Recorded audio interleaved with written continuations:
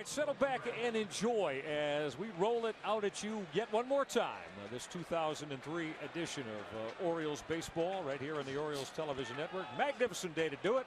Rodrigo Lopez all set to go to the speedy center fielder Milton Bradley. Fouled out of play, and baseball in Baltimore officially back on this March 31st. Bradley had a rather unusual 2002, his first year as a Cleveland Indian. As far as stints on the DL goes, 1-1 on Bradley. Jimmy ran into the wall and had the orbit problem around the eye, and then had to go and undergo an appendectomy later in the year. And Cleveland feels they never really saw the real Milton Bradley. Oh, switch hitter with speed, very good defensive outfitter, and there's the changeup, something that Rodrigo Lopez, talked about it last year. He said, "Boy, I got a good breaking ball, and occasionally it won't be as sharp as I'd like, but if I had that changeup, it'll give me a third pitch to go to." Worked on it very, very hard in spring training. And he's going to tell you what he is when he gets ahead. He is going to try to vary by making quality pitches, and there's a perfect example of fastball that just missed off the outside corner. Now it looks like they're going to come inside. 2-2 to Bradley is yanked foul as he ripped it hard outside that bag. We were talking down in Florida. Buck Martinez was doing some color, and he was talking about that very pitch, Michael. You come in, if you make a good pitch, even if the hitter is quick and you learn something, get some information, the ball still will be foul. And you can see right there just going down and away. And so, this is what Rodrigo Lopez did so well. I still remember going into spring training camp last year and Mike Flanagan and Mark Wiley saying, "Hey, wait a minute, wait till you see this kid." And maybe not a kid at 27, 26 last season. He's got 3 outstanding pitches and the ability to control them. Another 2-2 to Bradley, and that just missed in as Lopez tried to polish Bradley off on that inside corner with a breaking ball. Yeah, how do you take this pitch?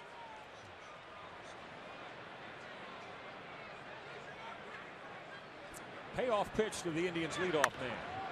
On the ground left side. First chance for Davy Cruz to gun down Bradley to start the 2003 season.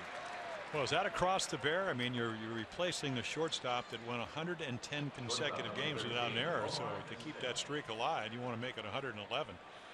Davy Cruz, as we mentioned, very solid shortstop. If you think of all the shortstops, what is it? Vizquel number 1, Bordick number 2, number 3 is somebody else in there, and then Davy Cruz, best fielding average among active shortstops.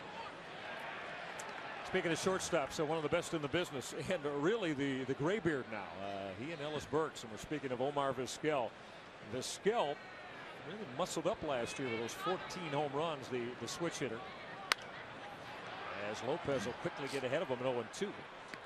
Well, Michael, we have an opportunity to talk to a lot of hitters, and there's not one older hitter that says, I'll tell you, part of hitting is becoming a lot smarter. So when you look at Vizquel, he's not a big guy, but obviously in a lot better shape than he was when he came to the big leagues. 9 straight Gold Gloves. If you get behind him, you don't want to walk him. He only stole 16 bases last year, but the capabilities of still well over 30. So if you just throw him a meatball, 2-0, 2-1, 3-1, he's going to turn on it. And Cleveland, a very good ballpark to hit in. Now the 1-2 from Lopez to Vizquel. On a big hop for Jeff Conine. A couple of quick ground ball outs for Rodrigo Lopez here in the opening inning. Have you noticed already 2 hitters up and both of them reaching? 3-2 breaking ball to Bradley right there. 2-seam fastball down and away to Vizquel. Got him out on his front foot. And if you had your druthers, that's the way you would like to have hitters approach your stuff. In and out. Taking a little bit off, adding a little bit.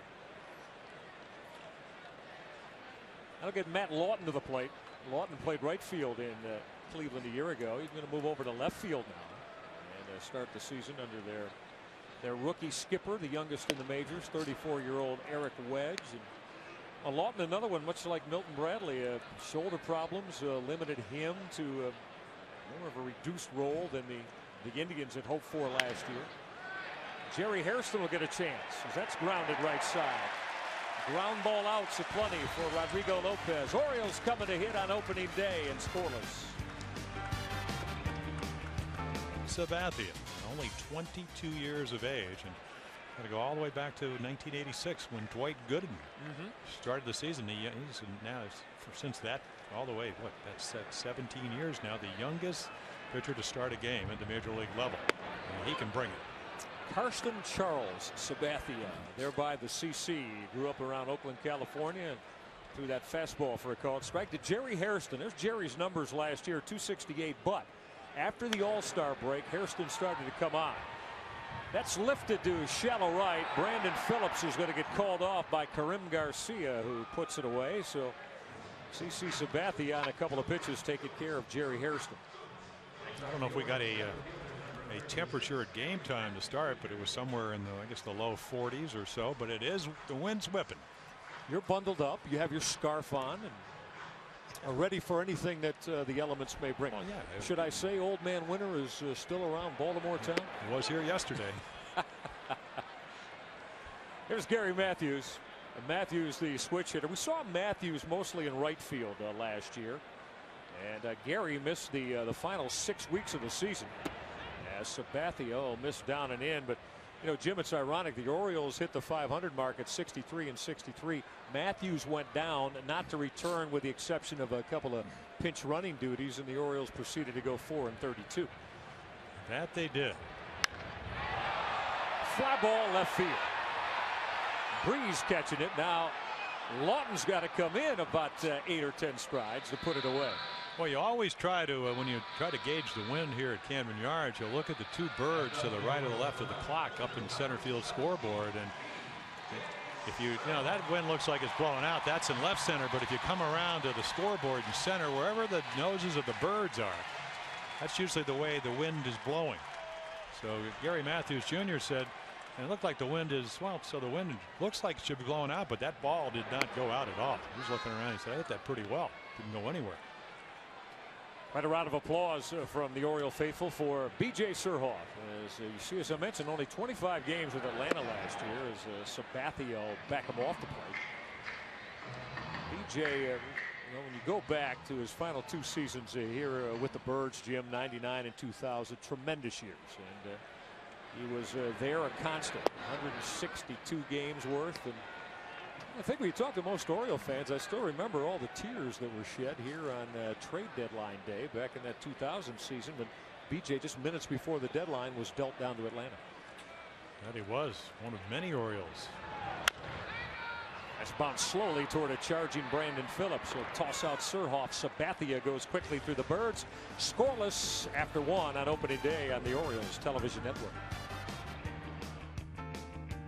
Zeros on the board from the quality starting pitching of Rodrigo Lopez and CC Sabathia as we get set for inning number 2. This large crowd here at the Yard on the final day of March with, oh yes, a hint of winter chill here in the air as just a moment ago a few snow flurries were making their way through the downtown sector of Baltimore as Rodrigo Lopez deals upstairs to Ellis Burks. Jim, here's my question for you about this strong right-handed hitting veteran DH. Is he going to be able to put up the kind of numbers he's been without the protection of Jim Thome in the middle of this Indians lineup? Yeah, well, that's a big question. You know, if you look at last year, I mean, Ellis was able to hit 32 home runs and Jim Thome hit 52. Karim Garcia hitting behind him, who had a terrific from August on last year. Burks is amazing, all kinds of knee operations, but he can still swing the lumber. I can still remember when he came up with Boston. One of those five tool guys. I mean, he hit for average. He was a terrific defensive player. He could steal bases. He could do it all. And then shoulder problem, hurt his shoulder, then hurt his knees. But the one thing he's been able to maintain throughout his major league career is the ability, I mean, not only to hit home runs, but to drive in runs. Hit 369 with runners in scoring position. Base hit left field. Ellis Burks got it out on the end of the bat between Batista and Davy Cruz, and there's the first base hit here at Oriole Park in this 2003 season off the bat of Ellis Burks. And not only that, a 300 hitter. So right here, a pretty good breaking ball, 2-1. You know, pitching behind, Tony Batista can't quite get to it. And as you mentioned, Burks on with the first base hit of this afternoon. Well, that'll get the former Oriole and Those of you Baltimore baseball historians, you do recall, and Karim Garcia spent a little bit of time with the Birds. This is laced to left. It's going to chase Surhoff back near the track to put it away. So Rodrigo Lopez spends just one pitch to get Karim Garcia, who had a big spring training, as did a lot of these Indian hitters under the tutelage of Hall of Famer Eddie Murray. Well, I'll tell you what, they were 19-11 this spring. I mean, in 30 games, they scored almost 200 runs. That's 199 runs. They had 51 home runs, which was second in baseball. Pitching was terrific. 24 out of 31 when it comes to stealing bases. So Eric Wedge at 35, who was managing this ball club for the first time, said, hey, we don't want to really change anything. Here's Travis Hafner. Hafner was acquired by the Tribe and from the Texas Ranger organization, as Lopez will get ahead of him. Enar Diaz, the catcher, went down to rejoin John Hart down in Texas, the former Indians general manager. And Hafner's got some pop, Jim. Talking to Eddie Murray before the game today, Eddie said, I asked him if he was selective, and he said, yeah, selective almost maybe to a fault. Laced on the ground up the middle. Hairston will lay out, and that backhanded flip nowhere near Davy Cruz. That'll be an infield base hit for Travis Hafner. So a couple of base knocks here in the second inning have the Indians threatening against Rodrigo Lopez. Well, watch the glove from Geronimo Hill. Change up that just stays up high enough. You can see Jerry Hairston with great range, but impossible angle to throw it from. Great range, tough throw. And Davy Cruz is going to be able to pounce on it before the runner can advance. Maybe saved an extra base in the sense that Burks might have gone all the way to third.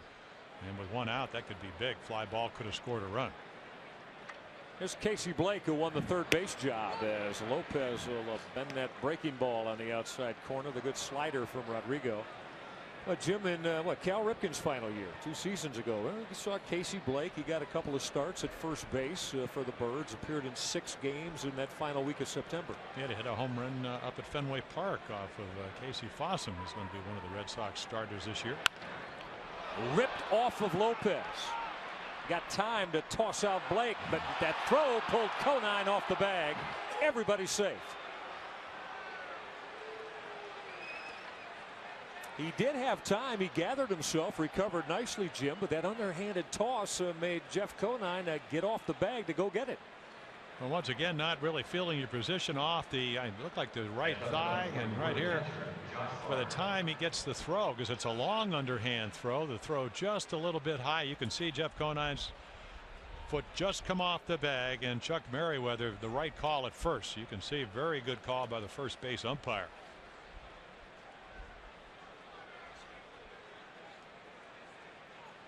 Have not gotten an official scores decision as of yet, as you see Rodrigo Lopez checking with Richie Bancells and Mark Wiley. They're going to give Casey Blake an infield base hit. So 3 singles, 2 of them of the infield variety, have loaded the bases against Rodrigo Lopez. We're seeing a little bit what Cleveland was able to do this spring. I mean, they hit .311 as a team. The Orioles at .281. So only Kansas City, a team not known for its hitting, with better offense, at least batting average wise, this spring. And again, 199 runs scored in 30 games. That's over 6 runs a game. Now here's the young left-handed hitting catcher Josh Bard off the end of the bat. Cruz will pull it down, and they're going to double up Travis Hafner. It took 1 pitch for Rodrigo Lopez to get out of it. I don't know what Travis Hafner was thinking about, but it worked to the Orioles' way of things, as they'll double up Hafner. Inning over, still scoreless at the yard. It's beginning to look a lot like Christmas everywhere we go. Come on, join in. My partner is stupefied, but it's your favorite season, the winter months, right? Detroit, Cleveland.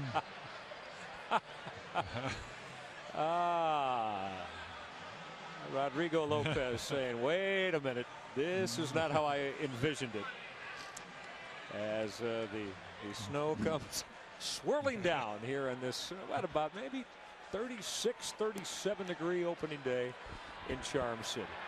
There's Jeff Conine, first pitch swinging against C.C. Sabathia. That's lifted in the air, right center field for Milton Bradley, who had problems with it before he finally got it secured to take care of Jeff Conine. Okay, O's fans, with the snow coming down, make sure you spend your summer Sundays here at Oriole Park with a 13-game Sunday ticket plan, highlighted by games against the Yankees, Red Sox, and Phillies. Plan is perfect for families. Orioles representatives are standing by. Give them a call, 410-685-9800 right now for your 13-game summer Sunday plan. C.C. Sabathia on the outside corner. Jim, let's go back to see how Milton Bradley battled the snowflakes and the swirling winds. Well, yeah, I think it's a little bit of both, Michael. I mean, this reminds me when Charlie Huff was pitching for Texas and John Lowenstein hit a home run in the middle of a snowstorm. I mean, it was flurrying just like this. And they said, "John, how'd you do that?" He said, "I hit it between the snowflakes."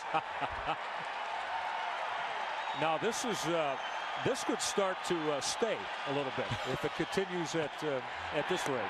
Sabathia will miss up and away to Jay Gibbons. CC is saying, you know what, maybe I shouldn't have lost that 15 pounds that I dropped, going from about 305 to 290. Need a little insulation here. Line drive to clear the outstretched glove of Casey Blake. Base hit the opposite way, Jay Gibbons. So there's the first Oriole base knock in this 2003 season. The opposite field single off the bat of Jay Gibbons. I asked Jay, I said, what's it like to hit off the guy 6'7", about 290? He said, it's hard to pick up the ball. So maybe it's easier with a backdrop of snowflakes. But anyway, there's the first hit for the year. That'll get Tony Batista to the plate. Batista, 31 home runs, 87 runs driven in a year ago. Led the Orioles in both those categories. Sabathia will start him out with a fastball that missed.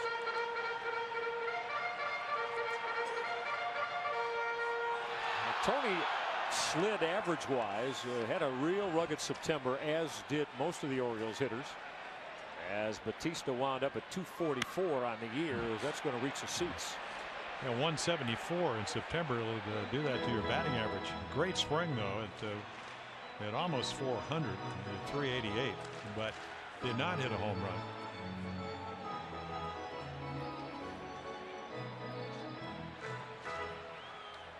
Well, the last 3 seasons, what is Tony?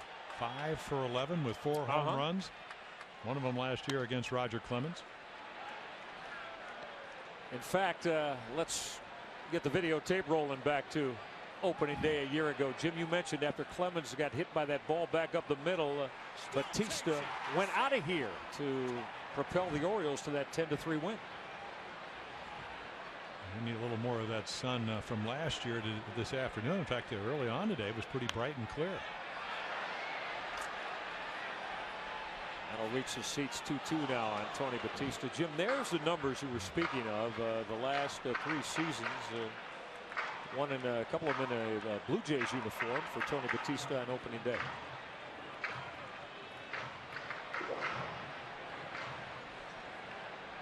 I happened to have a chance to watch you and our third colleague this year, Buck Martinez, and of course Buck managed Tony. I thought some of the comments that Buck made about Mr. Batista, rather compelling in terms of Tony's approach to the game and what the Blue Jays felt was the reason that we had to move him on here to Baltimore. Well, I think it was a really kind of a multi type of thing. Salary, work habits, work ethic, one-dimensional. I mean, he can hit some home runs. We saw that last year. Broke Brooke Robinson's records. Brooks the record at 28 for third baseman. He hit 30 as a third baseman, 31 on the season. But Sam Palazzo said has a chance to be a very good third baseman, but only if he really works at it. And bothered by a knee problem this spring, so the defense wasn't where they'd like. And of course, if you have a young pitching staff or any pitching staff, if you want it to be better, you better have defensive players that work at what they do well. And Tony's got 29, but as Buck said, a terrific guy. He's just a little one-dimensional, or more one-dimensional than the Blue Jays want. Gibbons went on the previous 3-2 pitch, not going there as Sabathia blew away Batista. Got him with a fastball under the hands for out number 2. First strikeout for Karsten Charles Sabathia. And Tony only striking out 2 times all spring, and all of a sudden this tells you what happens when you throw not only in the mid-90s but with great deception and great movement. I mean, just imagine if this is almost like watching the Wild thing. Used pitch for Texas, all over the mound, falling up and down and whatever. And you know, you're talking about a guy 6'7", close to 300 pounds, great stuff, a breaking ball, a changeup that's in progress. Only 22, already with 30 wins, 17 his rookie year. Marty Cordova, that's ripped to left, base hit Cordova. So a couple of singles this inning for the Birds as Cordova got a pitch that he could turn on and drilled it between Blake and Vizquel. So the Orioles mount their first threat of the year against CC Sabathia. Well, Marty Cordova will probably be with Surhoff back in the fold, be doing a lot of platooning. You like this matchup. Fastball hitter, fastball pitcher, coming off a great spring at .341 with 5 home runs that led the Orioles. So here's Geronimo Gil.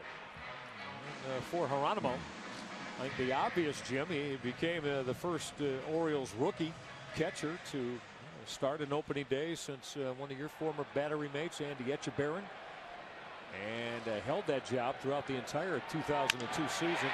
Base hit center field, Geronimo Gil. Gibbons being waved in. Birds take the lead.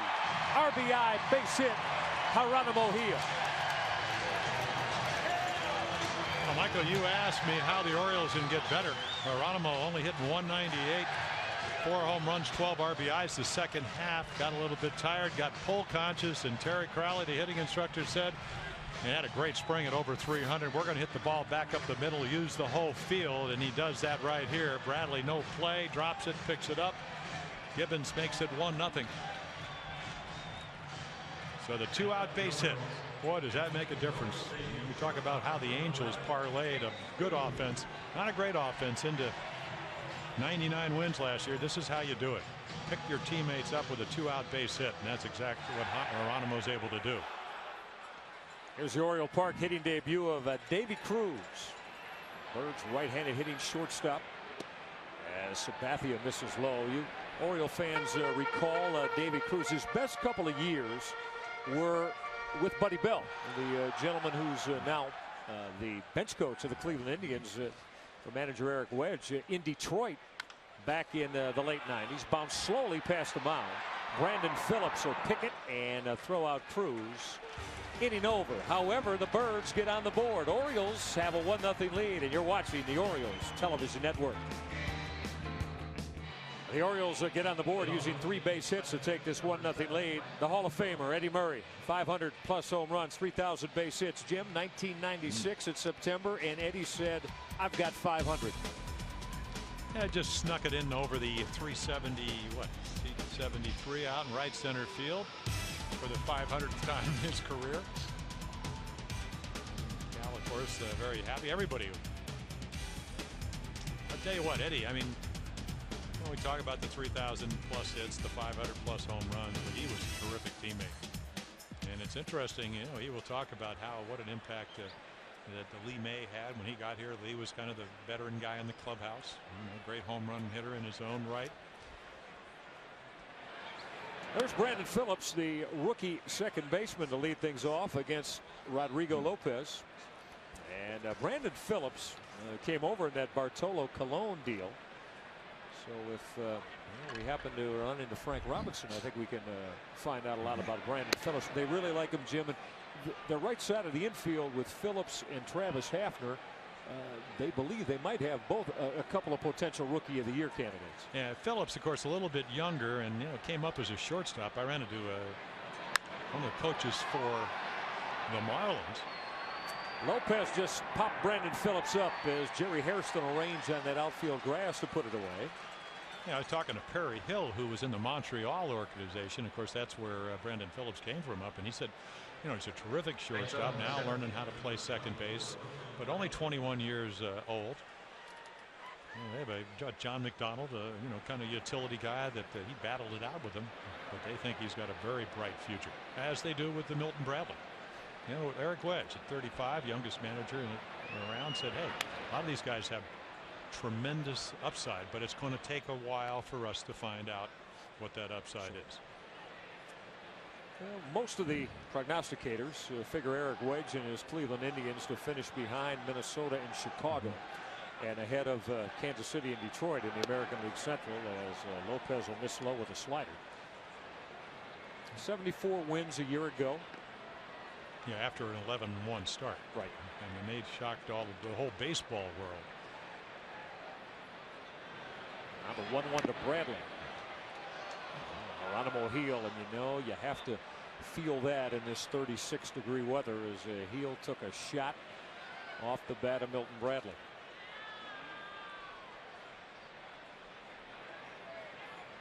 Richie Bancel's, so twice Bancel's already making the opening day appearance here to tend to first Rodrigo Lopez and now Geronimo Heel.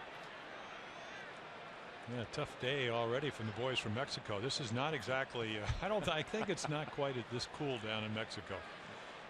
Do you think, we'll have to ask them after the game, have they ever been on a baseball diamond before with snowflakes swirling around?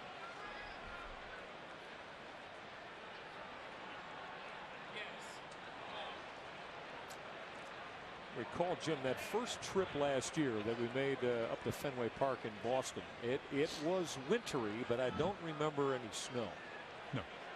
So maybe this is with for Heel and Lopez the first time they performed in the winter conditions.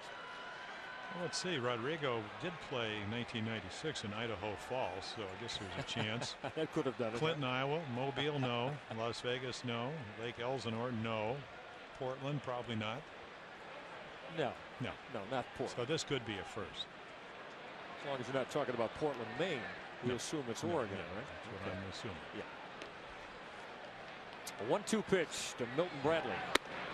Backed them off. Let's see. Geronimo. Savannah, no. Vero Beach, no. San Antonio, no. Albuquerque, well, not really. Now dust storms. 3-2 now on Bradley, as Lopez got him to start the game today on the ground ball to Davy Cruz. Tried to finish him off there by going off speed with a changeup. Payoff pitch. That'll miss. One out walk for Milton Bradley here against Rodrigo Lopez in inning number 3. And he can run a little bit. 4 stolen bases in the spring, and of course if you're Eric Wedge and you're managing a youngster, he's doing exactly what he did. He ran the count to full, as you mentioned, the first time right there. Another 5 or 6 pitches. That'll get Omar Vizquel to the plate. Vizquel bounced out to Jeff Conine, his first plate appearance of the year. I think when you get somebody on base, you have so many options. If you're Eric Wedge, and he says I'm a traditionalist, right here you got Vizquel. I mean, you can start the runner, you can open up a hole, you got a good pitcher on the mound, and I think of veteran managers, young managers like Eric, they say, hey, wait a minute, we're going to get this guy out of his rhythm, so maybe let's try do something different. If you have a contact hitter at the plate, you can do that. If you have a runner at the base that can steal. On a line by a diving Jerry Hairston, base hit right field. Milton Bradley is going to check in at second base. He had to wait and see if that would clear Hairston. Vizquel got it out in the end of the bat and has a 1-out base hit, so the Indians threaten again against Rodrigo Lopez. Just trying to get the bat head out. Vizquel, we talk about it all the time. Big hole between first and second, especially with Conine holding Milton Bradley on, and he takes advantage of it. Now here's Matt Lawton. Lawton showed some pop last year, but because of the shoulder problems, not fulfilling the promise the Indians thought. Jeff Conine's throw got by Davy Cruz, heading to the plate. Milton Bradley, that throw back to second base, not in time to get Vizquel. And the Indians are going to tie it at 1 apiece. Bradley to the plate after the Conine throw in the attempt to start the inning-ending double play, sailed by Davy Cruz into left field. Yeah, such the promise of one pitch getting out of the inning again, just very much like the double play to end the second inning. I mean, Conine very agile, just quick throw, snap throw, just off the mark. That's all that play was all about. And that's going to allow the Indians to tie it up. Runners now at first and second. I mean, no hesitation whatsoever. Just catch it, make a good throw, and a good chance to double them up. Just didn't able to get the throw where he wanted. A throwing error on Jeff Conine as Lopez will miss down and away with the changeup to Ellis Burks. So the tough customer Burks that got that Cleveland second inning started. They loaded the bases before Lopez got out of it as the snow intensifies here at the yard.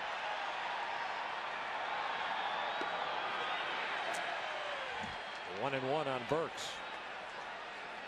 Just remember the number last year, and it's a magic number. Anytime you hit 369 with runners in scoring position, you have had one heck of a year. 91 RBIs for Ellis Burks in 2002.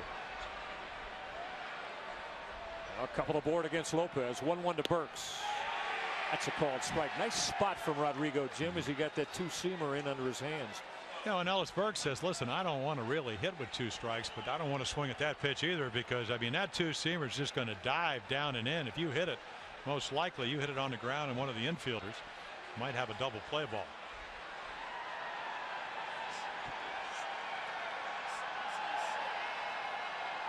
Now Lopez dealing 1-2 to Burks. It's bounce foul. This opening day crowd getting quite a kick out of the conditions on March 31st. Well, March 30th is no different than yesterday.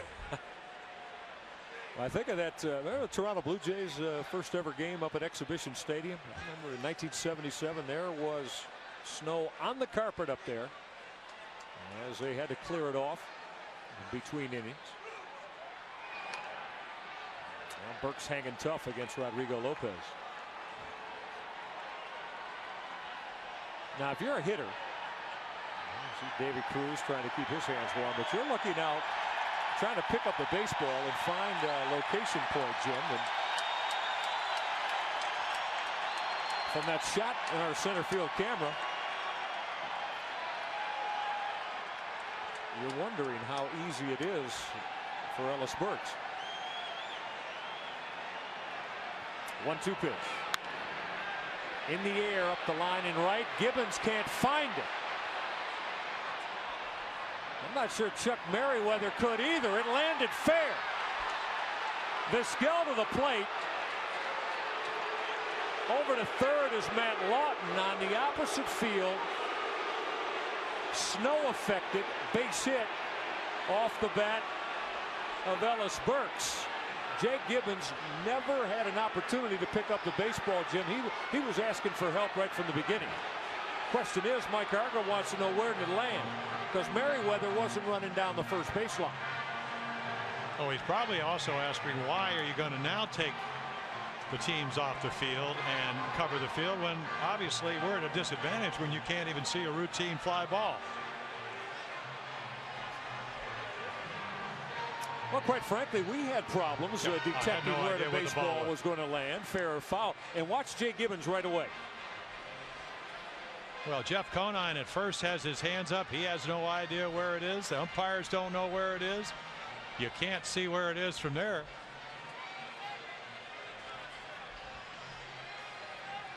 Let's take one more peek at it as you see Jay Gibbons, a rather circuitous route, because he had no idea where the baseball landed. Jerry Hairston trying to give Gibbons as much help as he could. And now the crew chief and home plate umpire Tim Welke is going to stop the proceedings. And the Orioles are saying, why is it any different now than it was a pitch ago when everybody had a hard time trying to pick up the baseball? And the Oriole groundskeeper, Al Capitas, I mean, they're not even putting the tarp on. So we are in an opening day snow delay here at Oriole Park. It warms your heart, doesn't it, partner? Well, just never really seen this. You talked about pitching opening day in Detroit, and I know it was under 32 degrees. That was what was that, late 60s, early 70s? Early 70s actually was the first game Lee May ever played, which I believe would have been 1975. And I'm warmed up. I got my wake-up call. Hi, Mr. Palmer. It is now 18 degrees. I think it was like 29, 30 degrees, but it wasn't snowing. And then, of course, Lee hit a 3-run home run on the upper deck, and it got a lot warmer. I'm sitting on the dugout waiting to go out there with a 3-0 lead. But there are blue skies out over the left center field and center field fences here, so it's just a matter. I mean, we just had a snow shower. But it did cost the Orioles a run. I mean, I assume, because I don't know if that ball went off the wall. No one does. I don't think anybody does. No one does. I was just trying to detect whether it landed fair or foul in that right field corner. I don't think it got as far as the wall, but again, Chuck Merriweather had not turned his back from his first base umpiring post and gotten out far enough up that line, and then you saw him finally make the call fair as Gibbons was searching for the baseball. So we are in snow mode here at Oriole Park, and the grounds crew is saying, well, really not much for us to do. Not appropriate to put the tarp on. As Jim said, the snow shower just passing through actually is the second one of the afternoon. Well, while we're in delay mode, we spoke of the Orioles having not gotten above the 500 mark in the last 6 seasons dating back to 1997. And Jim, let's take a look in terms of comparison, how things have changed over the course of only 6 seasons of Orioles baseball from 1997, when the Orioles went wire to wire, through this now 2003 season. And during that period of time, of course, the Orioles have battled to try to restake their claim among the big boys of the American League East, the New York Yankees and Boston Red Sox. So, Jimmy, you take a look at this. And that lineup that featured, of course, Brady Anderson and Rafael Palmeiro, Cal Ripken, B.J. Surhoff back with the ball club, Jeff Rebele, who was just let go the other day. And you take a look at the Cleveland ball club, it's only Omar Vizquel. You see names missing, the likes of Manny Ramirez and Sandy Alomar and Matt Williams, Marquise Grissom. As a matter of fact, that Indian team went to the final out, had a 1-run lead against the Florida Marlins, and all the way to Game 7 of the 1997 World Series. But a little bit of firepower on both of these ball clubs, wouldn't you say? Absolutely. And speaking in terms of what the Indians were able to do at that time, don't forget that 1996 they lost Albert Bell, really didn't replace him. Then in 2000 lost Manny Ramirez, really didn't replace him. And now after the 2002 season, lose Jim Thome's 52 home runs. And Jim, as you can imagine, and I'm sure you're well aware, it caused quite a stir around Cleveland, although quite frankly, Jim Thome, who had stated he wanted to be a lifelong Indian, was portrayed as the villain in the whole thing, and accepting that deal with Philadelphia. So a lot has changed with both the Orioles and the Cleveland Indians. We're going to step aside, but just briefly, don't go anywhere. We're in a snow delay mode here at Oriole Park. Indians have put a couple on the board and have a 2-1 lead over the Birds. 2-1 Cleveland, as we're in a snow delay mode. A rather bizarre beginning to opening day baseball here at Oriole Park at Camden Yards. Great to see all of you again for another year of Orioles baseball with Hall of Famer Jim Palmer. I'm Michael Regai, and the winds have changed. Blew obviously here during the offseason, Jim, and a hybrid situation that Peter Angelos has come up with in terms of restructuring the front office with Jim Beattie and Mike Flanagan, our former partner, now at the helm. And did you see anything as far as subtle changes go in terms of what transpired in Fort Lauderdale during spring training that works its way into this regular season? No, but I think we will see things. I mean, obviously we saw some new faces. Jim Beattie, as you mentioned, came along. And, you know, Jim, of course, a pitcher with the Yankees, came up in the late 70s, went to Dartmouth, worked with Seattle, also worked with Montreal. So, you know, had a very good developmental background. And, of course, you know, we had a chance to talk to him a lot. Mike Flanagan came on the air one of the games, the 2 games we did down there, and then Jim Beattie came on the other one. You know, Doc Rogers, the new farm director, Don Buford now going to be managing down in Bluefield.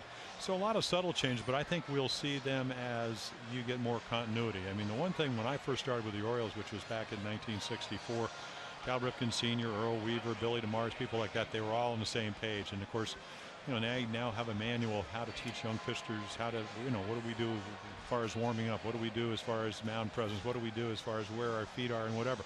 Not only for right-handers, for left-handers. So they will be a kind of a doctrine, so to speak.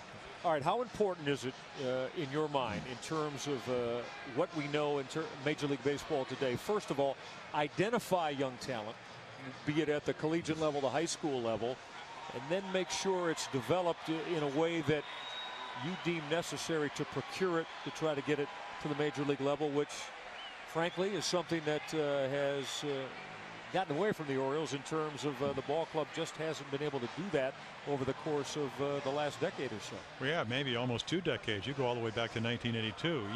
You have Steve Finley, you have Jerry Hairston, and you have David Segui. That's right. The 3 young regular players that the Orioles have developed. So obviously, I think, and who knows, it may be a ball club in Washington. This franchise wants to be able to protect themselves where they can develop their own talent, something the Orioles did so well in the late 50s, 60s, and even into the 70s. And I don't have any doubt that if they give the people that they have hired the responsibility to do that, that they'll make strides that way. We're in a snow delay mode. Yes, if you haven't been with us in the last few minutes, the snow started swirling around twice here during the course of this one, and got rather heavy as the Indians were hitting here in the top of the 3rd. And now, as things started to brighten, Jim had mentioned that nothing but blue skies really surrounding the ballpark. So maybe we can get through the rest of the afternoon and on into early evening as Mike Hargrove continues to speak with Tim Welke and Chuck Merriweather. And Chuck Merriweather was involved in that base hit off the bat of Ellis Burks that gave Cleveland the 2-1 lead. He's the first base umpire and was trying to let everybody know in terms of ruling whether that ball landed fair or foul in the right field corner. Michael, it's interesting. Mike Flanagan, one of the 2 general managers, was up here, and he said, I said, did that ball go off the wall? He said, I don't know. I don't think anybody really knows. I guess we'll probably get that from Jay Gibbons after the game or before the game on Wednesday night. But anyway, it did score the 2nd run. And I'd like to say, as the former pitcher, that it was a routine fly ball, but I can't really tell you what it was. I don't know if it went off the scoreboard, but nobody saw it until it landed down the right field line, and the 2nd run for the Indians here in the 3rd inning scored. And Rodrigo Lopez trying to quell this Cleveland Indian uprising here in inning number 3 is Jeff Conine throwing error. Lopez had a chance to get out of it. Conine had a chance to start what would have been an inning-ending double play.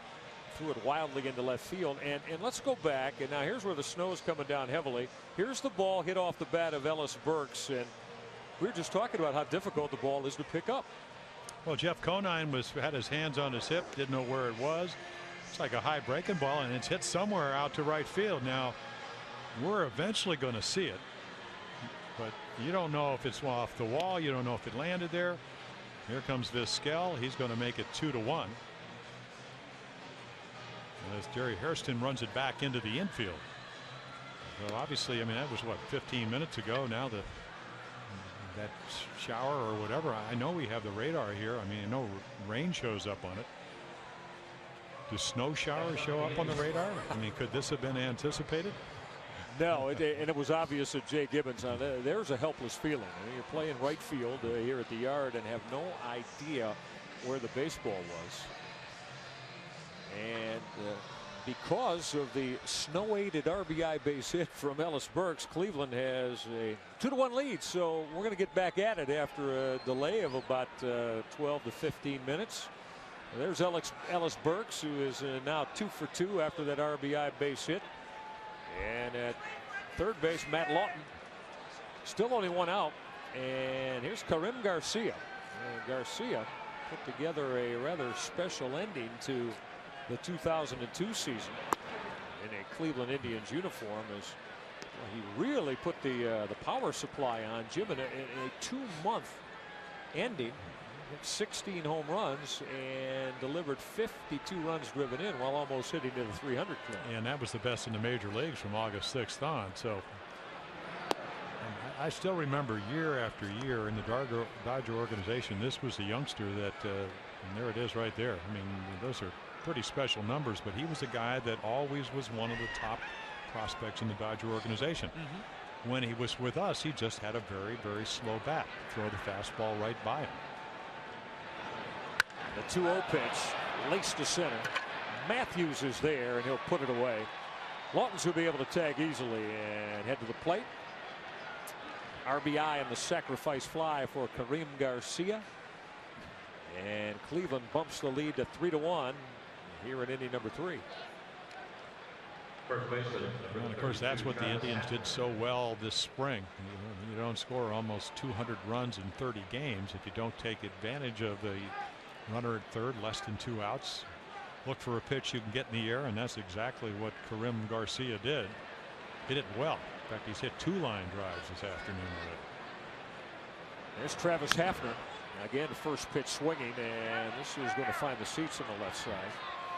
But Jim, we didn't get a chance really to get into the Travis Hafner story. Stuck behind Rafael Palmeiro and not able to hit the big league level with the Texas Rangers. Got some power, 21 home runs a year ago. So he comes over in the deal, and he has been like a sponge in trying to soak up all the knowledge that Eddie Murray can provide. And Eddie very happy with Hafner's approach. Now that he's got him to try to be more aggressive. Ground ball to the hole. That's a base hit left field. Burks is going to check in at second base as Travis Hafner picks up his second base hit of the afternoon, and hit number 6 for the Cleveland Indians. All of them singles off Rodrigo Lopez.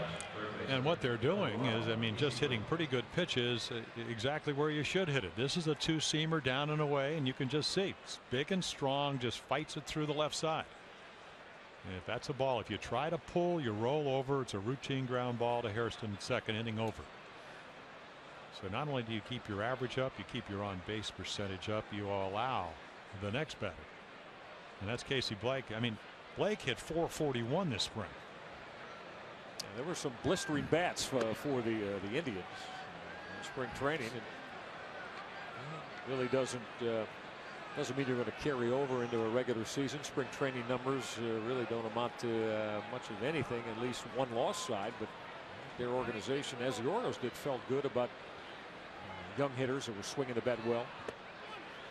Well, Eric Wedge, and of course, you get an opportunity to manage at this level. You've had 5 outstanding years down in the minor leagues, and you said, you know what, this is not about rebuilding. That's an excuse. We're still going to show up, play hard, compete every day.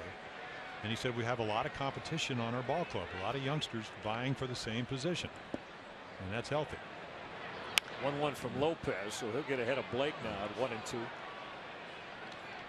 You mentioned Casey Blake here with the last couple of weeks of the 2001 season with the Orioles. Well, this is just his 50th major league game now. So a young man that Travis Fryman retiring, an opportunity to play that third base spot and won a job in spring training. Now the 1-2 from Lopez. He got him through a fastball right by him, inning over, but damage done. Indians strike for 3. Snow aided some of it and have a 3-1 lead on the Birds.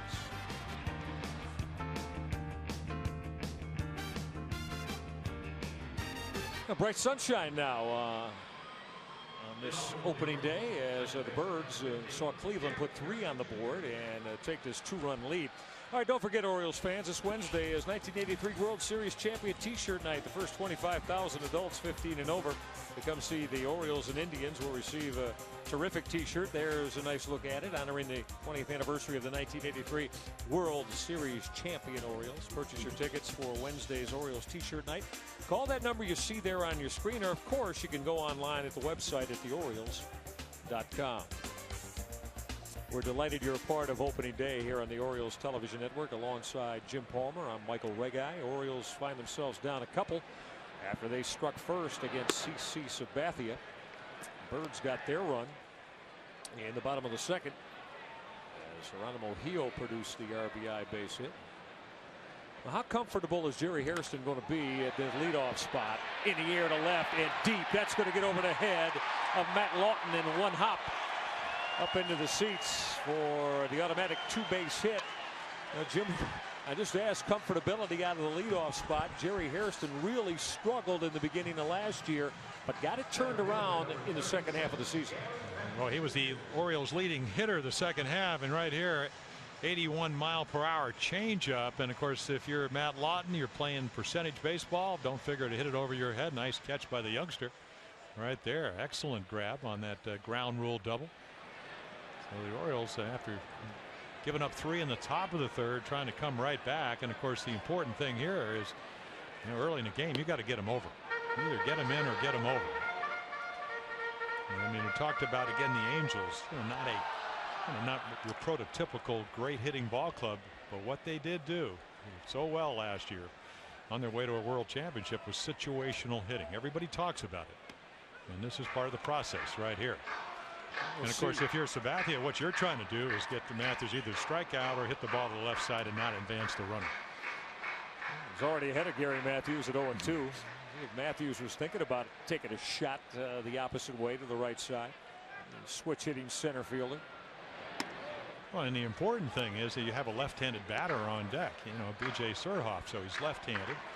It's not that comfortable hitting against Sabathia if you're B.J. So I would most likely, I can't imagine Eric Wedge is going to bring his infield in. Routine ground ball. If you get the runner to third with less than 2 outs, is going to get a run in. Gary Matthews came to the Birds a couple of days after the season began a year ago, and that deal for John Bales got him swinging. Sabathia went downstairs, went off speed, and had Gary Matthews out on the front foot. Second strikeout for CC Sabathia. Yeah, just a little breaking ball under the strike zone. And again, the key for CC is to get ahead so you don't have to throw a strike.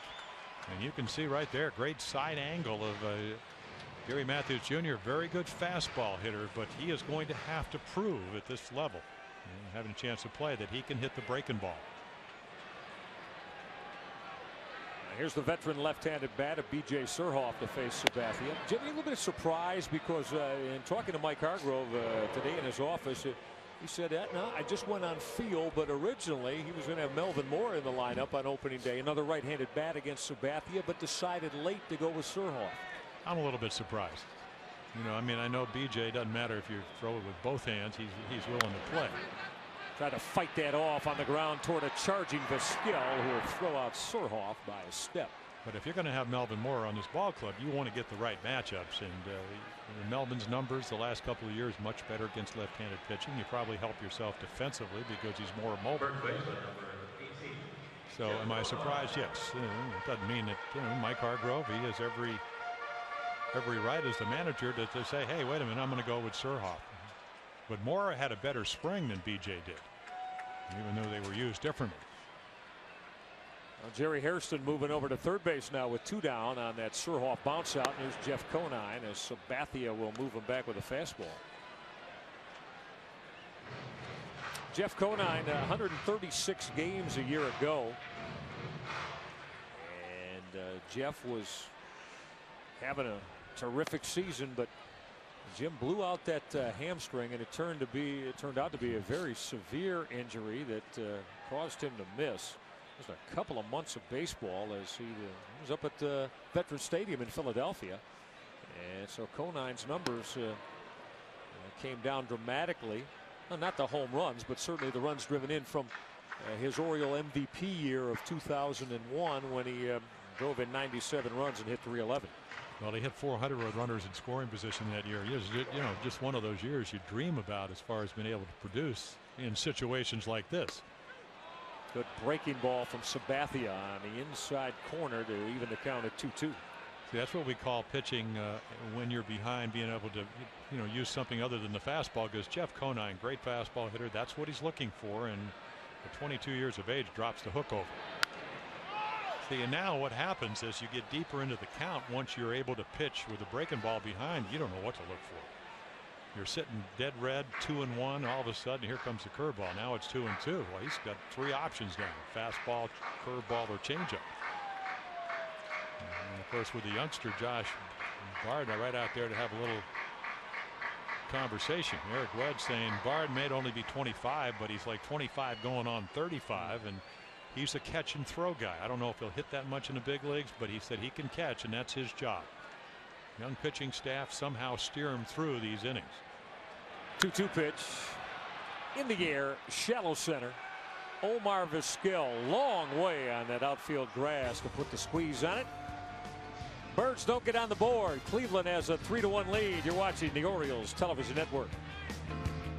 Opening day, a dandy as always here at Oriole Park at Camden Yards. Glad you're part of it on the Orioles Television Network. Let's take a look at how things proceeded today. Geronimo Gil got it started, Jim, with a base hit to give the Orioles a lead. Yeah, 2 out base hit as Jay Gibbons makes it 1-0 Orioles, and then in the 3rd inning, right here, after already the error by Conine, it cost the Orioles a run, and this ball somehow either drops off the wall or down the right field line.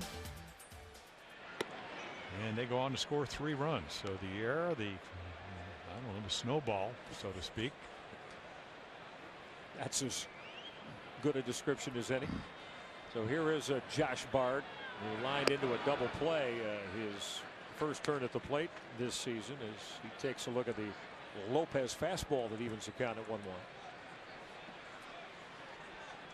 Einar Diaz, the catcher on this ball club a year ago, he was traded away. The Orioles, of course, saw a lot of Diaz the last couple of seasons, as Jim Cleveland in the last 2 years has won 10 of the 12 meetings between the two ball clubs, going 5-1 in both 2001 and 2002.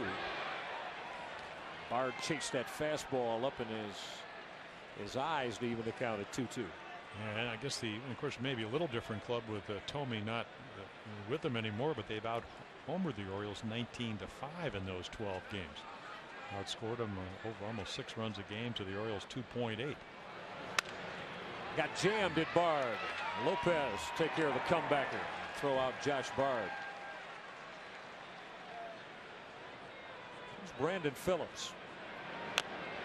Check swing foul ball. Talk about winning a job, Jim. John McDonald, excuse me, was going to be everybody thought he was going to be the everyday second baseman for this Indians ball club, but Brandon Phillips from day one of spring training is set out to win the job at 21 years of age, and that's what he's done. Well, I think they like the upside much more. I mean, not that John McDonald's not a good player, but they look at this youngster and they see, okay, I mean, we're talking about somebody, Barry Larkin type or whatever, who's had a marvelous major league career.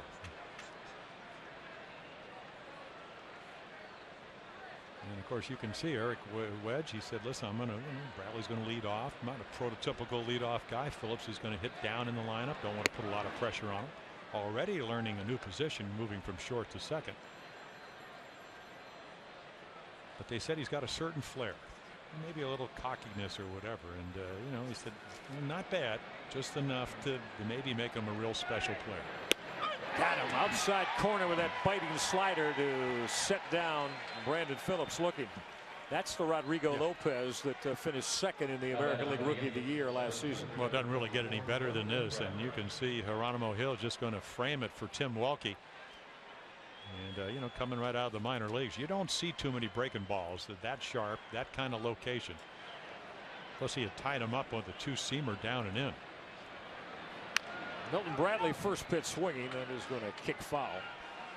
Jim, we mentioned the runner-up to Eric Hinsky for the Rookie of the Year for Rodrigo Lopez. Of course, the Orioles The Orioles MVP with that stellar 15-9 season. He led all American League rookies with those 15 wins, also in ERA and in Ks as well, strikeouts, and almost pitched 200 innings.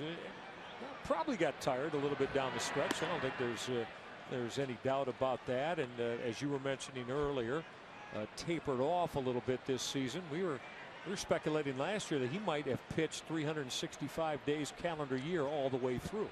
Yeah, that's why he took a month off and kind of recharged his batteries.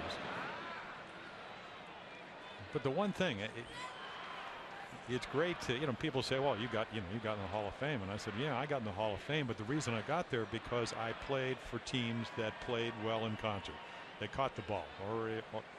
Orioles this afternoon already haven't done that. They scored 6.2 runs for Rodrigo last year. That doesn't mean that he wouldn't have won anyway, but it makes it a lot easier when you pitch well, when your team plays great defense, third best defense in the American League last year with the Orioles, and also then you support him very well with runs. What a find he was. There's no question about that. And boy, in the Orioles rotation, that 2-2 pitch on a big hop for Jerry Hairston to handle. Rodrigo Lopez cruises through inning number 4. Indians have a 3-1 lead. Birds trying to get the bats in gear, down by a couple at 3-1 as we head to the bottom of the 4th here on the Orioles television network. It's time for our Aflac trivia question. All right, it concerns the big swings on opening day. Who has the most home runs drilled in opening day games? We're going to bring you the answer coming up in the next half inning. You think about that. You mean in the history of baseball? Yeah, yeah, I think so. And it may just have an Orioles connection to it. Maybe. That's my guess anyway. And we'll see if I'm on the right track. Jay Gibbons leading off this Birds 4th inning against CC Sabathia.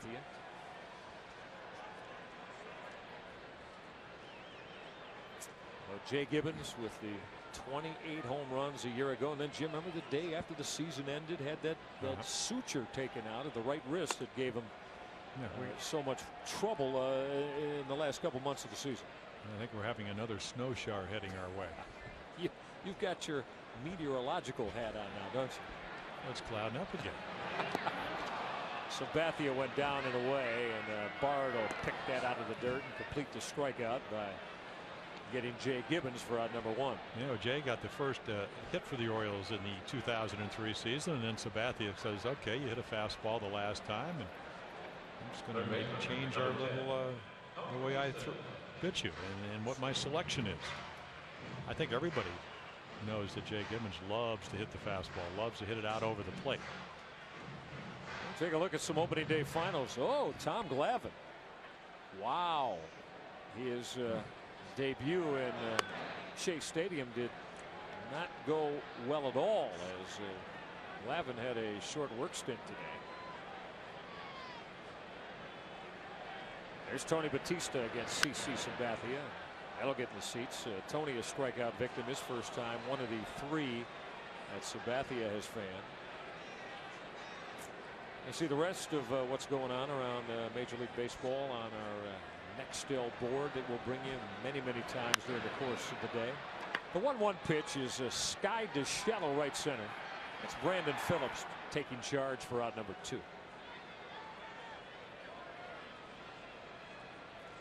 Jim, we spoke about after the 10-3 opening day win that the Orioles put together last year. And the weather chilly in the first week of the baseball season, and the Orioles bats absolutely went silent. Were shut out 15 times last year, and 2 of those came in that first week as Mike Messina and David Wells beat the Orioles, and then Boston came in here and swept. Yeah, Derek Lowe had a no-hitter into the 8th inning. That, I think, the offense, you talk to Terry Crowley and Mike Hargrove, they're hoping to get off to a solid start with the bats. And Jim, you have to believe the thinking is, hey, probably make everybody feel real good about the beginning of a season, as we said, playing mostly teams that are expected to finish under 500 if the offense can be productive early. 3-0 now on Marty Cordova. Cordova picked up a base hit his first turn at the plate. And Cordova, of course, who put together the very strong 2001 season wearing the uniform of the Cleveland Indians. and then signing the deal as a free agent to come here to the Orioles. Jim, I guess all things considered last year, Cordova, who really didn't play on an everyday basis, put up some decent numbers at 18 home runs and 64 runs driven in. Yeah, you talked to Marty and he said, you know, I had the plantar fascia thing, so that bothered me a little bit, but he was streaky. And actually, at this time last year, was on the DL, had that quadricep pull, and then got very, very hot. I'd like to be a little more consistent throughout this season. A payoff pitch will miss in. Sabathia thought he had found the inside corner, but Tim Welke said no. 2-out walk for Marty Cordova here in the Birds' fourth. Next up for the Orioles, the catcher, number 9. The inning will extend for Geronimo Gil, who delivered the first Birds run driven into the season. With his base hit up the middle off Sabathia. Well, the Indians have a new pitching coach. Carl Willis took over for Mike Brown. That was strange, wasn't it? I guess in a way it was. Brown, of course, used to be the minor league pitching coach, and Eric Wedge becomes the manager. He was comfortable with Carl Willis, but Carl Willis was saying that they had a power outing the last start that Sabathia was going to pitch, because I said, how many pitches can he throw? He said, well, the most he threw in spring training was 92. The time before that he got rained out, so he had to pitch a simulated game down underneath.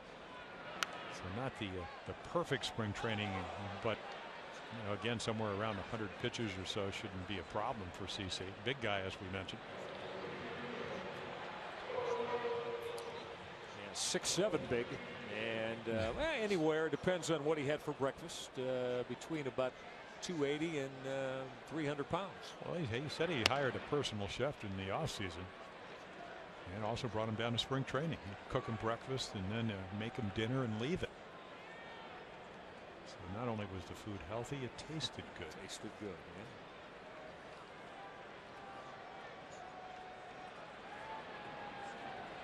yeah. Now dealing 1-1 to Geronimo Gil. That'll miss upstairs. You can just imagine CC in the morning going, you know, yeah, we're going to have dinner for 6 tonight. And you know, just leave it out. But I tell you, he's got some talent. He's a power guy, and now right to the top of this Indians rotation. Almost a strikeout per inning in terms of his first, closing in now on 400 innings pitched as a major leaguer. He's had the big year with the finished second to Ichiro in the American League Rookie of the Year voting in 2001. So both of these starting pitchers today runners up in the last 2 years. Rodrigo Lopez 15-9 last year, and CC Sabathia 17-5 at rookie year. Yeah, last year, really 2 years, 7-2 in his last 9 starts. Pitched great. Geronimo Gil able to lay off, as Chuck Merriweather said. No, he did not. See, and this is what Terry Crowley said. If your approach is up the middle, as Geronimo did when he singled, he said if we can just stay back a little bit, use the whole field, going to become a better breaking ball hitter. And right there last year he probably would have waved at that breaking ball just a little bit out of the strike zone. Cordova moving. 3-2 pitch in the air, left center field and deep. Lawton on the track. He's got room to haul it in. Gil made a bid to drive the gap, but Matt Lawton ran it down. Orioles trailing Cleveland 3-1. You're watching the Orioles Television Network. Inning number 5 on opening day here at the Yard. Cleveland with a 3-1 lead over the Birds. All right, our Aflac trivia question today is, and it just may have an Orioles flavor for you. Who has hit the most home runs in opening day games? Think number 20, and I bet he helped you a time or 10. Yeah, of course he helped us all. Frank Robinson, 8 times went deep on opening days. You pitched 6 of them in your Orioles Hall of Fame career, as Rodrigo Lopez will face Omar Vizquel. Yeah, that's in the notes, I noticed. Your 6 appearances? Yeah. Well, they have all the. Bill Stetkin, Kevin Behan, they wouldn't miss anything. No. But I just happened to look it up last night because I always want to come to the booth armed with minutia whenever I work with you. Oh, esteemed one. Minutia, eh? Numbers. 1-1 to Vizquel. kind of spun his way aboard as Batista was creeping up in front of the bag. I told him, I said, you know, now that you only have that run of 9 consecutive Gold Gloves was stopped, I'll have an extra one I can give you. I mean, they only made 7 errors last year.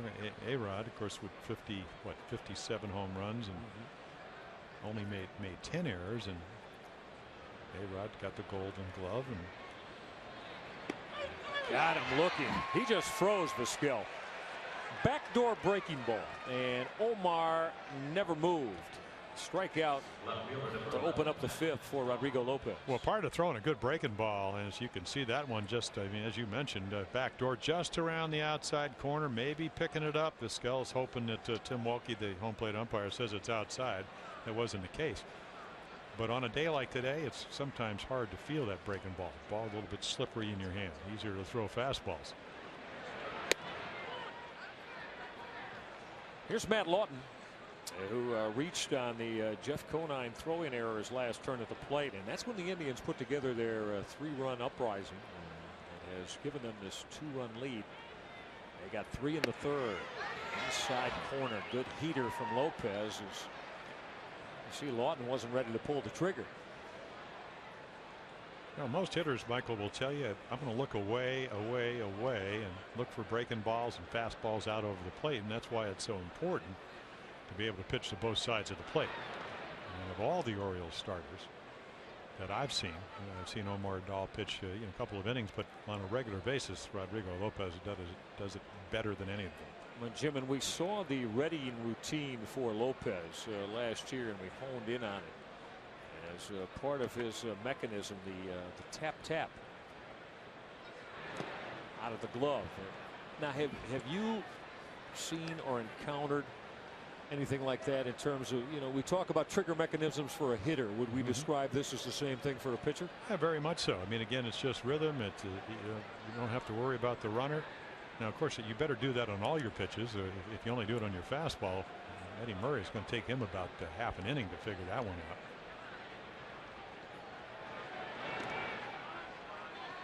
I got a piece of Matt Lawton. Breaking ball down and in, off speed maybe a little bit, and clipped Lawton, so he's hit by pitch to get aboard with 1 down here in the 5th. Not much of an effort to get out of the way of that one, was there? And the breaking ball from a right-hander to a left-hander is going to come in. I mean, he just turned into it. Off the front of his right quad.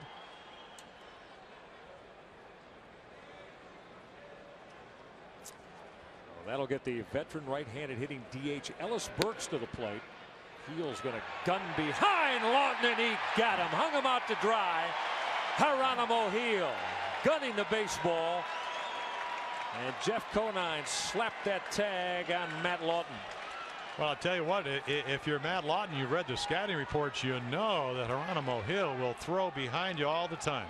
Great tag right there, and I mean, this is going to be your great angle. Watch how quickly Conine just drops it down. Bang, bang, and Chuck Merriweather there to record the 2nd out of this inning. We were impressed with Geronimo Heel a year ago, the way he was able to control a running game. Jim, when he threw out 36% of would-be base thieves. Now, receiving side of it, there were some problems in the pass ball area, as Lopez will get ahead of Burks with a 2-seam fastball. Yeah, 19 times pass balls. Rick Dempsey having a chance to go down to a lot of the workouts up in Jupiter and Fort Lauderdale. Worked very hard blocking pitches and making sure that Geronimo is a big guy. He gets back a little bit too far, and instead of letting the ball come to him, he kind of reaches for the ball. If it moves or you get a guy with a good breaking ball, you just don't really don't kind of softly catch the ball. Well, they worked on that technique. Now the 2-2 to Burks. 3-2 the veteran DH.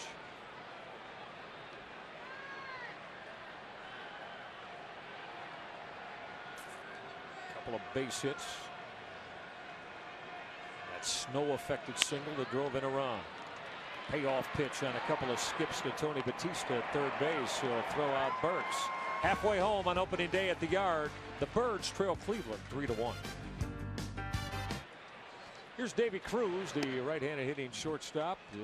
Look at a called strike from CC Sabathia. Sabathia has given up a run and 4 base hits.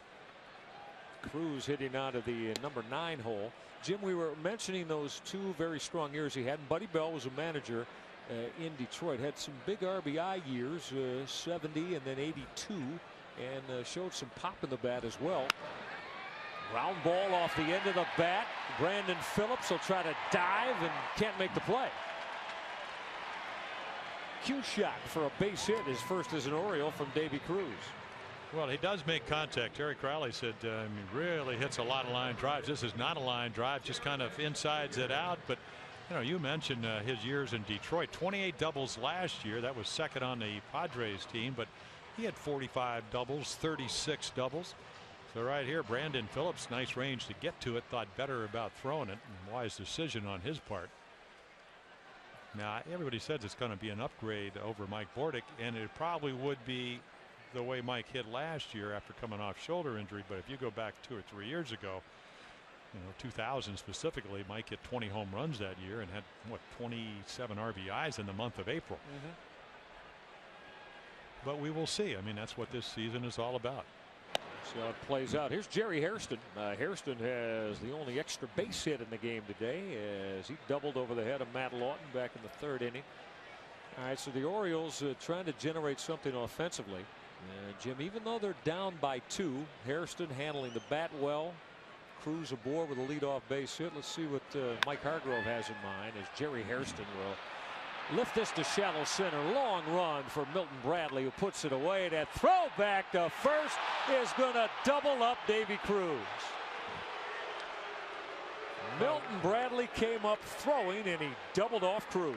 Yeah, I think he probably deked him. I mean, Davy Cruz has been playing long enough to know that you're 2 runs down, the ball's in front of you, you're not going to third anyway.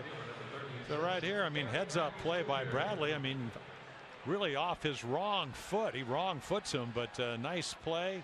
Tim Welke, the home plate umpire, all the way, and there's Milton saying, hey, wait a minute, I can help you make that call. It's just not very good base running. The Rangers, excuse me, the Indians already with a couple of bad base running plays, and right there, no excuse to get doubled up. That empties the bases now with 2 down for Gary Matthews, who took the bender, the breaking ball from Sabathia for a called strike. Mentioning last year, Gary Matthews with the New York Mets on opening day. That 1-1 pitch is skied on the left side. Omar Vizquel to take care of it. We're through 5 at the Yard. Cleveland with a 3-1 lead. You're watching the Orioles Television Network. 3-1 Cleveland on opening day here at the Yard. The Orioles trying to win their 7th in the last 8 openers. You know, this Friday is the season's first $5 student night here at Oriole Park. For each home game on Friday, college, high school, and middle school students can purchase Oriole tickets for only $5. $5 student night seats this Friday's Orioles Red Sox game. Call that number you see on your screen here at the Yard or visit the ballpark box office on Friday. Inning number 6 is Karim Garcia takes a look at a called strike. Garcia expected to supply a lot of left-handed pop that departed with the big home run bat of Jim Thome. Garcia penciled in for everyday duty with the Indians this year. Picked up his first run driven in on a sacrifice fly in that 3-run Indians 3rd inning against Rodrigo Lopez. Towering drive to right and deep. Gibbons on the track, and that ball is out of here. Karim Garcia, just mentioned he's expected to supply some long ball sting, and he took Rodrigo Lopez on a ride. 4-1 Cleveland. Well, as you mentioned, new manager Eric Wedge, but Eric Wedge was managing down in Buffalo when Karim hit 31 home runs for him just about 2 years ago. And right here, I mean, this is not the kind of swing we saw from him when he was with the Orioles. He's all over this high fastball, hits it about 390 to right center, adds another run, and the lead now at 3. Second run driven in of the day for Karim Garcia. Jim, the swing was so long. It's looping, long and looping when he was here in Baltimore. He's made some tremendous adjustments. Certainly has. And you know, that was a 1-strike pitch. It wasn't like that was 2-0 or 3-1 where you just look for the fastball and get it. I mean, Rodrigo has been mixing his pitches up. I mean, not having an outstanding day. But it wasn't like that was a horrible pitch. That ball out of the strike zone. Travis Hafner's had a couple of base hits as Lopez will miss low with his breaking pitch. Well, it's interesting to me that, you know, I used to always talk about this. Terry Crowley, the batting instructor for the Orioles, and Eddie Murray used to be the first base coach and would help Crow talking to hitters and whatever. And I was surprised how many young hitters would come up and then really would not have a lot of conversations with your first base coach that was going to the Hall of Fame with over 3,000 hits, over 500 home runs, one of the great clutch hitters, one of the great thinking hitters. I mean, if you talk to Cal Ripken Jr., he'll say, you know what, I learned a lot about situational hitting. In other words, what to look for, what guys are going to do from number 33. Now, if you're a young hitter like Travis Hafner, who better to hang around with than your batting coach every day? Payoff pitch. Base hit left center field. Travis Hafner is on the day 3 for 3. As he got a breaking ball and he took it the other way on a line. So Hafner follows up the solo home run belt from Garcia with a base hit, his 3rd of the day. The opportunity to play, and when they make the trade, Enar Diaz, because of Ivan Rodriguez no longer with the Texas Rangers, Hafner comes over, Diaz goes there, he gets an opportunity to play in. I mean, a very, very, again, the competition they like. Ben Broussard having a great spring, and Hafner beat him out. Broussard having some wrist problems. He's going to start the year down at AAA Buffalo. And Eric Wedge, the new manager, will say Casey Blake never really had an opportunity to play. He will get that opportunity here in Cleveland. Now it's up to him. Blake's had an infield base hit and fan today. He's chased a Lopez 4-seam fastball. Activity now. Rick Bauer in the Orioles pen. Indians have 8 base hits. All of them had been singles until Karim Garcia unloaded. A solo home run to open up this 6th inning. And the 0-2 pitch. Got him. That slider right by Casey Blake. So Rodrigo Lopez has fanned Blake for the 2nd time today and picks up his 4th K of the afternoon. Next up for the Indians, number 44. Yeah, strikeout number 4 versus 1 walk. And once again, good breaking ball, starts for the middle of the plate and just veers down and away. That's what a slider does. Just slides away from you when you're right-handed and the pitcher's right-handed. They call it good tilt. When that ball dives down and away. There's young Josh Bard. Geronimo Gil had bounce out from behind the plate to handle the Lopez offering. See how severely young Josh Bard opens up his stance. Well, I think the important thing is, of course, if we look at it, we're talking about open stances where your feet are open like that. But watch where his front shoulder and that leg comes back.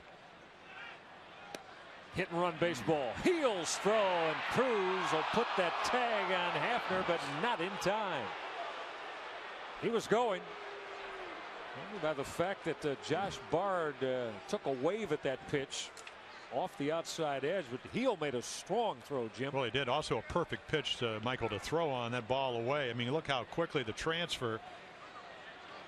And Cruz doesn't really, I mean, if he catches that ball just a little bit closer to the bag and drops the tag, maybe a chance to have him, but it had to reach across about a foot or so, and by the time he got the tag down, Hafner, who does not do a lot of running, moves into scoring position. Eric Wedge, the rookie skipper of the Indians, trying to add on a little bit, but you know, Jim, think about it. In that dugout next to Wedge, Buddy Bell is bench coach, and the often spoken of today number 33, Eddie Murray. So he is surrounded by a couple of first lieutenants, if you will, with a lot of baseball acumen. Well, you know what, when he was talking about Buddy Bell, Eric said, you know what, he has what I don't have, and that's experience.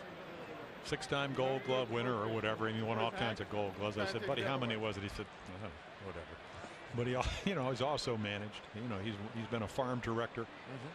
You know, wealth of knowledge, and a good guy. Terrific player. There's Buddy Bell next to Eric Wedge, and right in the middle of your screen next to trainer Paul Spacuzzo of Cleveland. It's a slash to left off the bat of Josh Bard. B.J. Surhoff will track it and put it away. So Lopez, after the stolen base by Hafner, is able to get Josh Bard for out number 2. And will try to keep Cleveland off the board here if he can get Brandon Phillips in the 6th.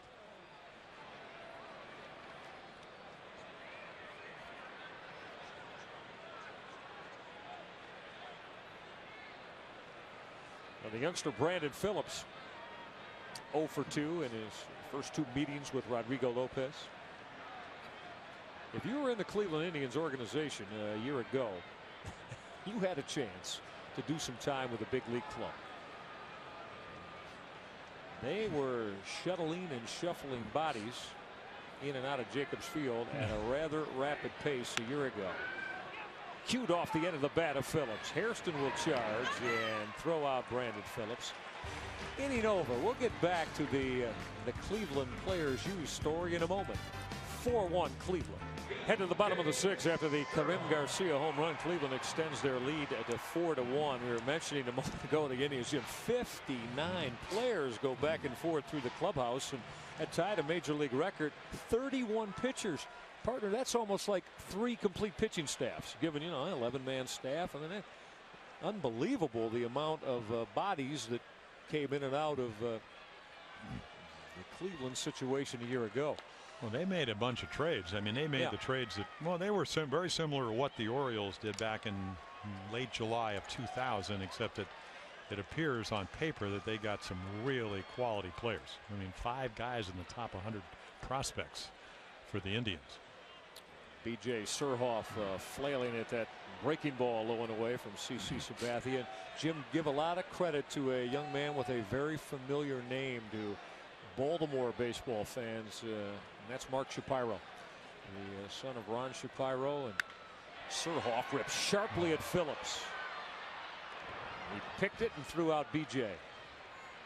You know, I'll tell you what, Brandon Phillips, you know, I know they talk a lot about Barry Larkin, but he reminds me of somebody we're going to see when the Yankees come into town, and that's their third base coach, Willie Randolph.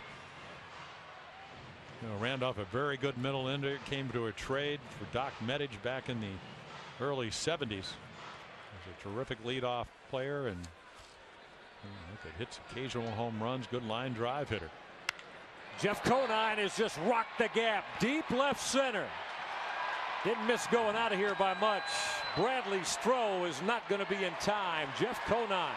That ball was absolutely scalded. And then that got out to that barrier near the Orioles bullpen in an awful hurry. 2-base hit for Conine. You can see the target from Bard up and in, and that ball runs back over the plate and just barely gets maybe about 3 feet from being a home run for Jeff Conine. Once again, Bradley quickly on it. So 2 batters up here in the 6th. Surhoff hit the ball sharply, and now the double by Conine. There's Jay Gibbons. Took the breaking ball for a called strike. Jay's had a base hit today and scored the Orioles' only run of the afternoon. It's a nice piece of hitting for Gibbons. He went the opposite way in his first plate appearance off C.C. Sabathia. And of course, the next time was a little different. Jim, we talk about Jay Gibbons with 28 home runs last year, second on Tony Batista of the ball club. Here's the top 5 Orioles in history with less than 70 runs driven in that accumulated the most home runs. Mickey Tettleton, Gary Renicky, Harold Baines back in '95, and John Lowenstein. Gibbons with 69 runs driven in on the 28 home runs. A couple of things there. More guys got to get on base ahead of him, or there's too many solo home runs involved.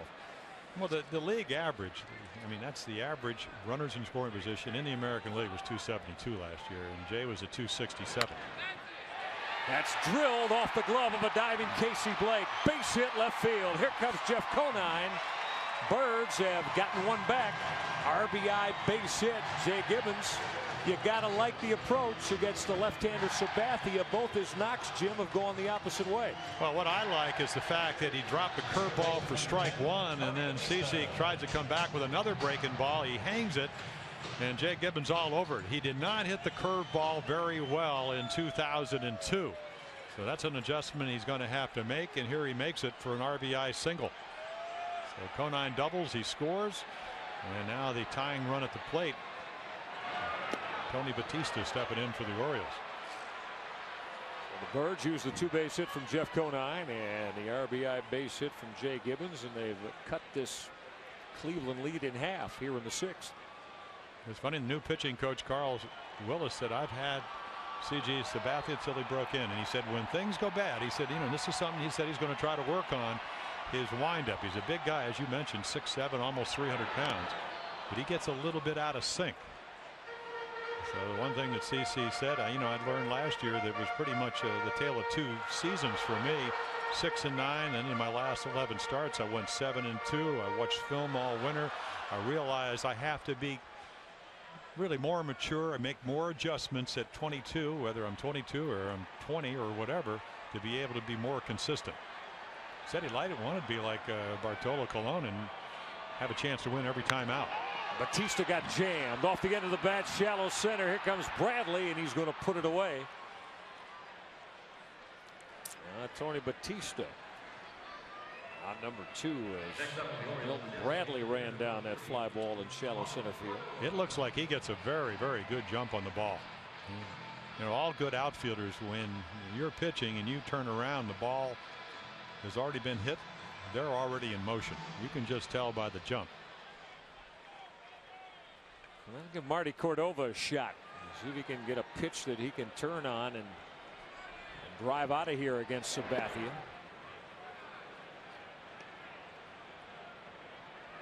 Remember, Cordova led the Orioles with 5 home runs in spring training.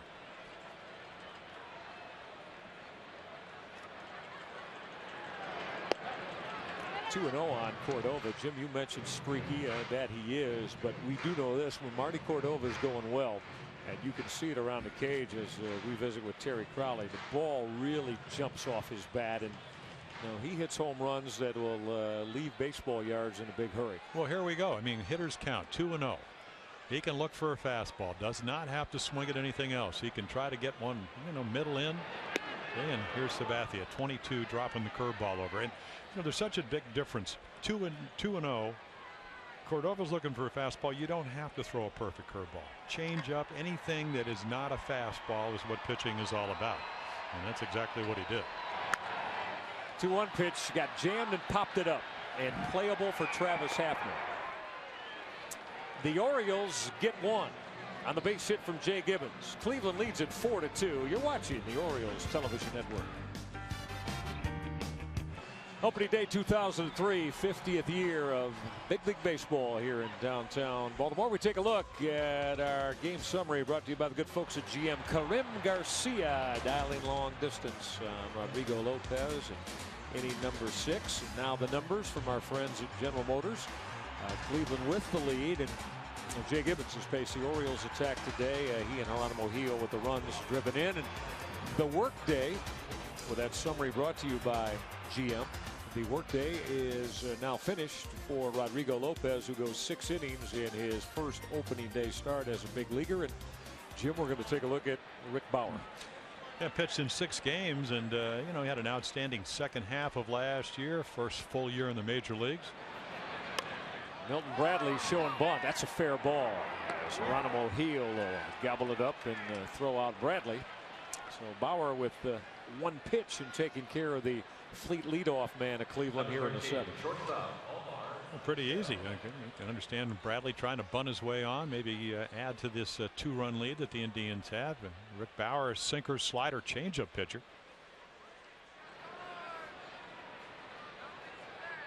Here's Omar Vizquel. Switch hitting shortstop who looks at a called strike. Rodrigo Lopez goes the 6 innings and allows the 4 runs and the 8 base hits. Only one of them earned. Yeah, that's right. Vizquel, fly ball center field. That's an easy chance for Gary Matthews. We'll put the squeeze on it for out number 2. Hey, Friday night here at the Yard, April 4th, is Southwest Airlines Orioles Magnet Schedule night. All fans attending the Orioles Red Sox game at 7:05 receive a 2003 Orioles Magnet Schedule, courtesy of Southwest Airlines. To purchase your April 4th Magnet Schedule night seats, 1-888-848-BIRD. Of course, you can go online as well. We'll get Matt Lawton to the plate. He looks at a called strike. Rick Bauer, I think, Jim, when you say last year that he became a major league pitcher, very much more confident and poised and in control, and he's going to have an easy inning here as Lawton will lift it for B.J. Surhoff to put away. We say we get up and stretch it out, shall we, on opening day? Middle of the 7th, Cleveland has a 4-2 lead.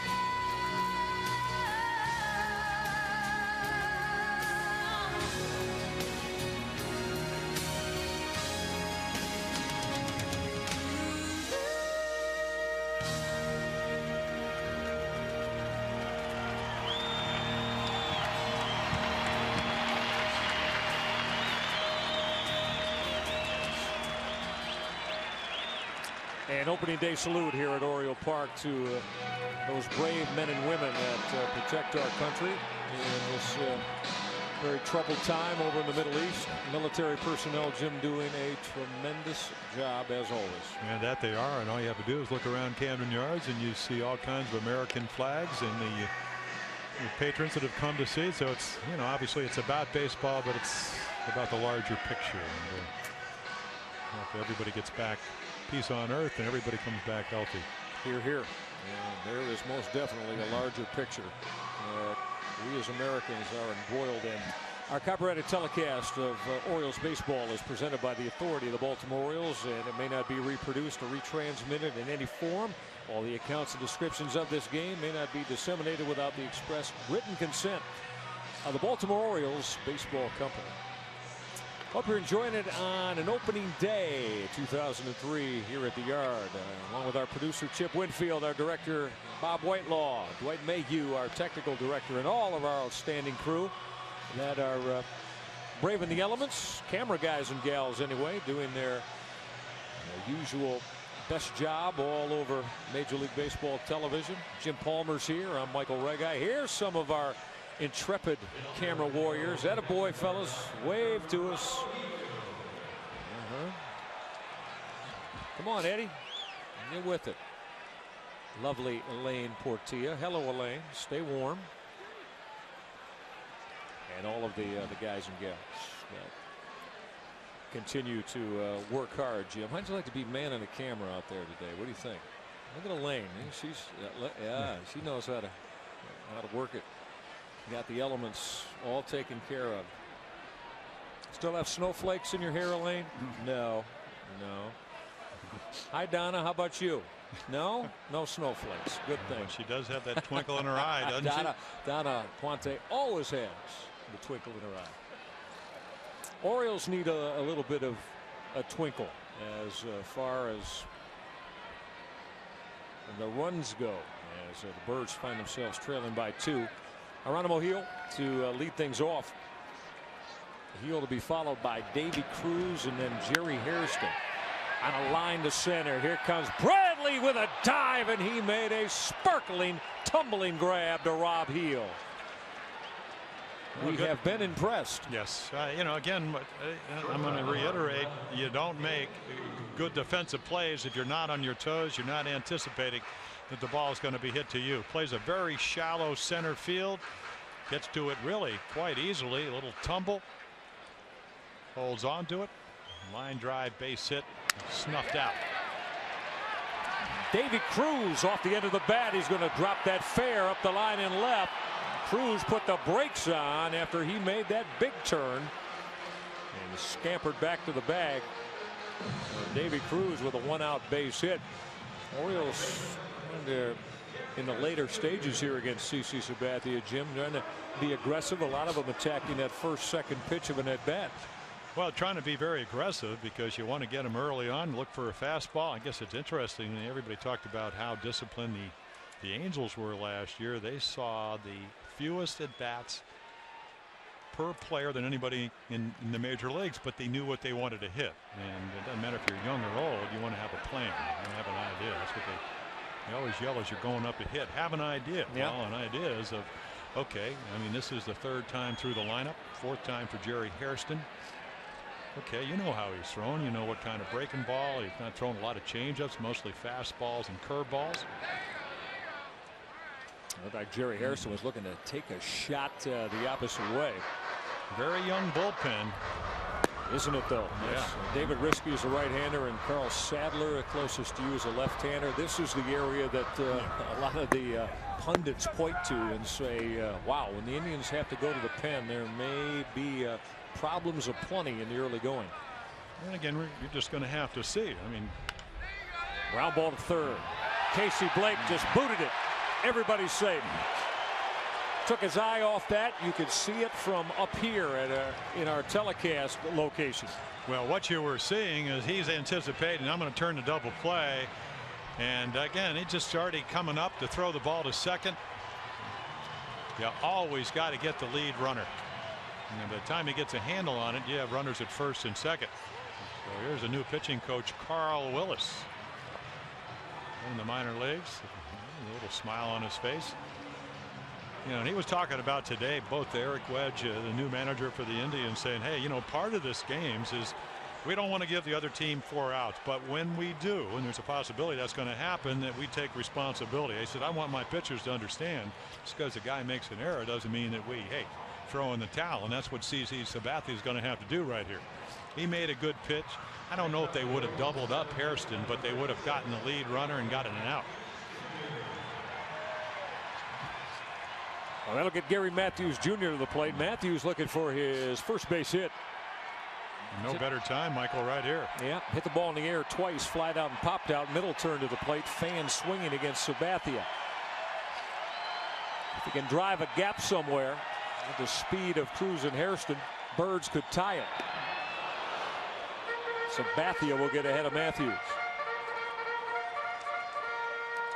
Well, Jim, how'd you feel that Gary, because we only saw him 16 games in center field a year ago. How did he acclimate to playing that middle outfield position in spring training? I thought he played pretty well. You know, Melvin Moore is a fine outfielder, and of course, you know what Gary Matthews is going to have to understand. He's a much better hitter from the left side of the plate, and, you know, at least average-wise. And last year, only hit .239 against left-handed pitching. And 6 of the 7 home runs were getting right-handed pitching, so a little more comfortable switch hitting from the other side of the plate. That all can change. You know, real simple. Just get a base hit here, and as you said, maybe hit a gapper. You know, Hairston, any ball hit up the gap. Hairston's got great speed at first. And this Indians outfield deployment, as you look at Cruz and Hairston, the activity on the base pass, they're actually shading Matthews to hit the ball the other way. 2-1 pitch. Rip to left. Lawton's there, reaching up, and he'll haul it in. Gary Matthews laced it on a line, but Matt Lawton was able to reach up and make the grab for out number 2. See, once again, CC Sabathia came with a breaking ball, pitching with the breaking stuff behind. Had a good pitch to hit, just got it up on the end of the bat. That'll get B.J. Surhoff to the plate. B.J. has grounded out all 3 times today. Here's the spot. Surhoff hitting number 3 in this lineup. Laced to left, coming on. Lawton reaching down, and he's got it. You know, Matthews and Surhoff both hit the baseball right on the screws. No result. Cleveland leads it 4-2. You're watching the Orioles Television Network. And the Birds threatened, but not able to push anything across against CC Sabathia. Cleveland with this 2-run advantage. Now don't forget, O's fans, Wednesday this week, 83 World Series champion T-shirt night. First 25,000 adults 15 and over to come see the Orioles and the Indians receive this terrific looking T-shirt honoring the 20th anniversary of the Orioles 1983 World Series championship. 1-888-848-BIRD to go online at theorioles.com. Inning number 8 now. Rick Bauer on the mound and Ellis Burks at the plate. Burks involved in the most bizarre sequence of this opening day 2003 as Bauer will miss with his slider. Back in the third inning, he's at the plate with heavy snow swirling around, and Burks lifted a ball up the line and right that virtually no one saw, including first base umpire Chuck Merriweather. Jay Gibbons never picked the ball up off the bat, and the snow was coming down heavily at the time and resulted in an RBI base hit that put Cleveland on top at the time, 2-1. 1-2 pitch, fly ball, shallow center. That's Gary Matthews there to take care of it for out number 1. Rick Bauer's come on, Jim, and retired 4 in a row.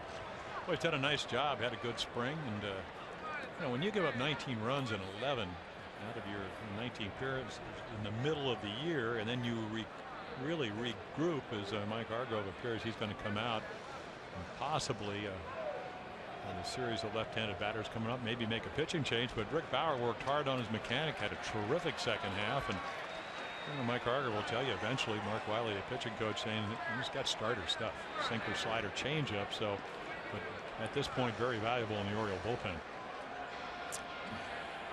Wetzel Buddy Groom, our next call to the bullpen. We'll see him about 70 times this year. What else is new? We'll tell you about Buddy Groom when we get back. Cleveland with a 2-run lead. With Cleveland on top by a couple here in inning number 8, Mike Hargrove is going to go to the durable, reliable left-hander, Buddy Groom. Buddy, who led all relief pitchers in the American League on a 1.60 ERA a year ago, Jim, and the opposition, they didn't even reach the 200 mark against them hitting average wise. Well, the Orioles were the second best bullpen in the American League last year, and one of the reasons was Buddy Groom. I mean, retired 84% of the leadoff batters he faced. I mean, he just had an incredible year. Left-handers, they didn't do very well. And one of the reasons Mike Hargrove goes to the bullpen now, they only hit 181 last season.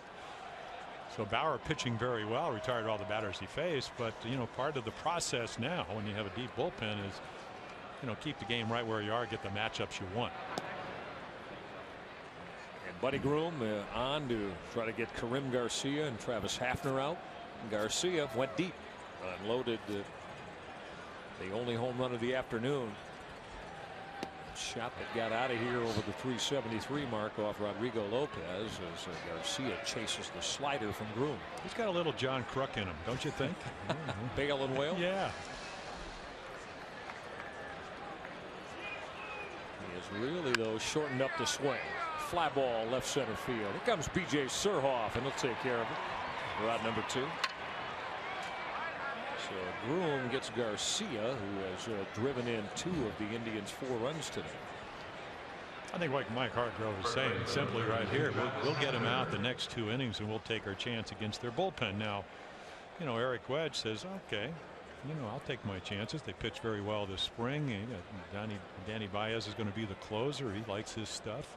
I mean, you know, he's going to do this for the first time this year. Not like facing the Yankees where they're going to bring, well, even though Mariano Rivera is going to start the league on the year on the disabled list. Against certain teams, it's nice to have a closer because you know it's a done deal. I think Eric Wedge is a realist where he says, well, you know what, I like his makeup, I like his stuff, we'll just see how he does. And we might see him this afternoon. Oriole pitching has not been able to get this good-looking young left-handed hitting first baseman out, Travis Hafner. 3 for 3 today. 3 base hits. Stole a base his last turn after his base hit following the Karim Garcia home run.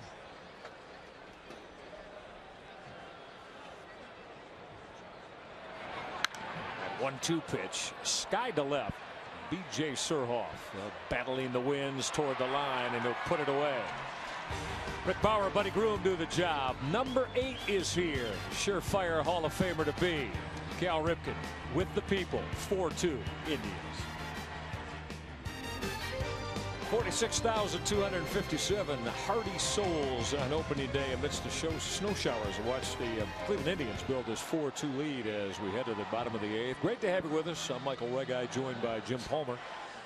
As the Orioles will finally get rid of CC Sabathia, not the way they wanted. So here comes the Indians bullpen stepping center stage. They need to get 6 outs, Jim, and the first one entrusted by Eric Wedge will be the right-hander David Riske. And he's been up really since 1999. Last year, 2-2 with a. There are the numbers. I mean, and the one thing in that 2-2 record, a lot of strikeouts. 65 in 5 1/3, 51 1/3 innings.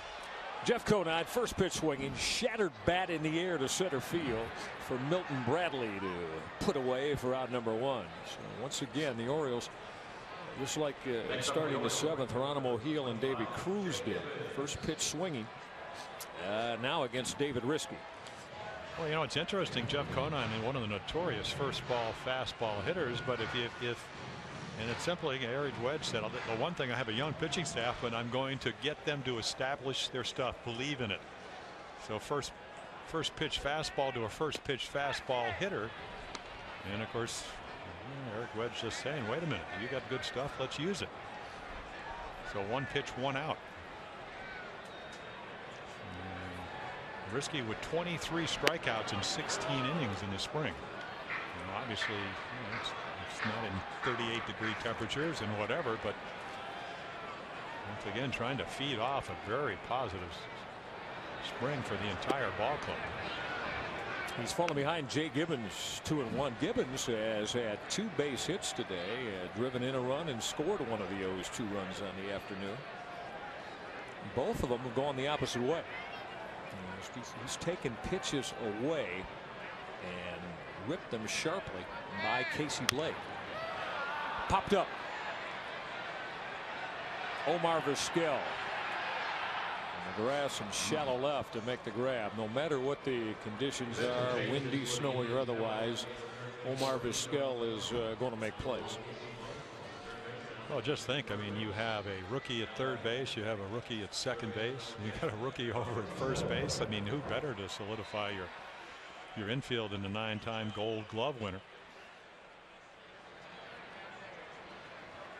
Talk about what Mike Bordick meant to this ball club. You know, Jerry Hairston trying to learn to play second base at the big league level. Vizquel will fit that role with the Indians.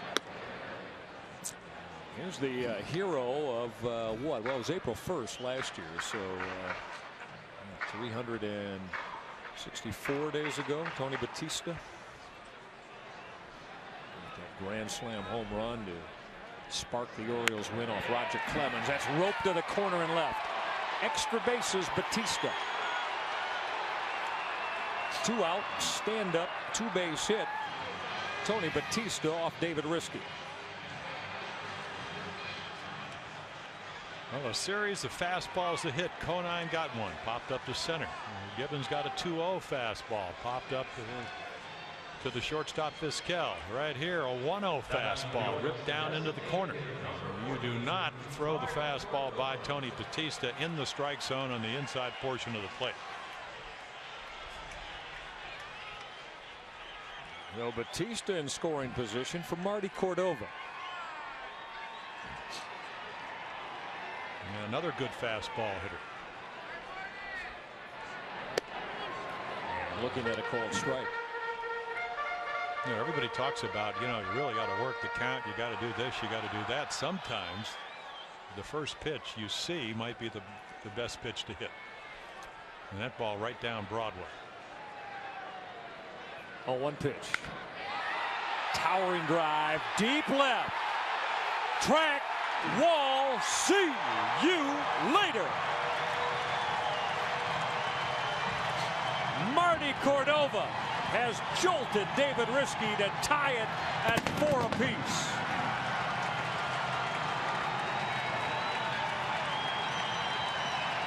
And Michael, opening day dinger, huh, James? oh yeah, and we have not seen a breaking ball from Risky yet, and that's a very risky thing to do against a good fastball hitting ball club. I mean, nobody hits the fastball better than Cordova. Took the first one right down the middle and just said, see you later, as you said. Ball not carrying early, and this one sails right out of here and ties it up 4 apiece. So Marty Cordova leading the Orioles in home runs in the spring and now in the season. 18 of them a year ago for Cordova, as we mentioned. Big 2-run shot. Well, Matt Lawton hardly made a move on it, as Marty Cordova lights up David Risky. Geronimo Heel on the 0-1 pitch. Just lifted to shallow right. Garcia called off Phillips, and neither one of them made the play. It dropped between Karim Garcia and Brandon Phillips. Heel is going to reach on what should be the 2-out error here in the 8th. Yeah, Phillips may not have heard. Obviously, the minute, see right there, he turns around and really interferes with Karim. What happens is the infielder goes out till he hears the outfielder call you off. Right here, Phillips is learning to play a new position. Really kind of impedes Karim Garcia, and the Orioles with another bit of life here for Davy Cruz. And Risky yet to throw a breaking ball. 89-90. Nothing but fastballs.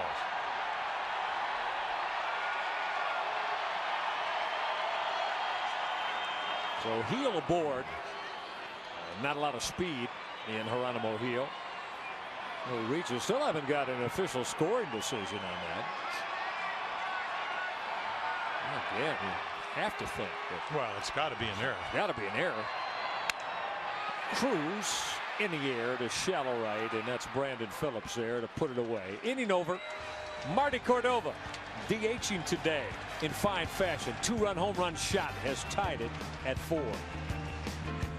Marty Cordova has just put some sting into the Orioles offense as you look at it from inside the warehouse. Jim, he got a pitch he could drive, and he rocked it. Yeah, took the first one and deposited the second one into the left field seats to tie it all up at 4 apiece. Now we take a look at how things have proceeded through the first 8, all even at 4.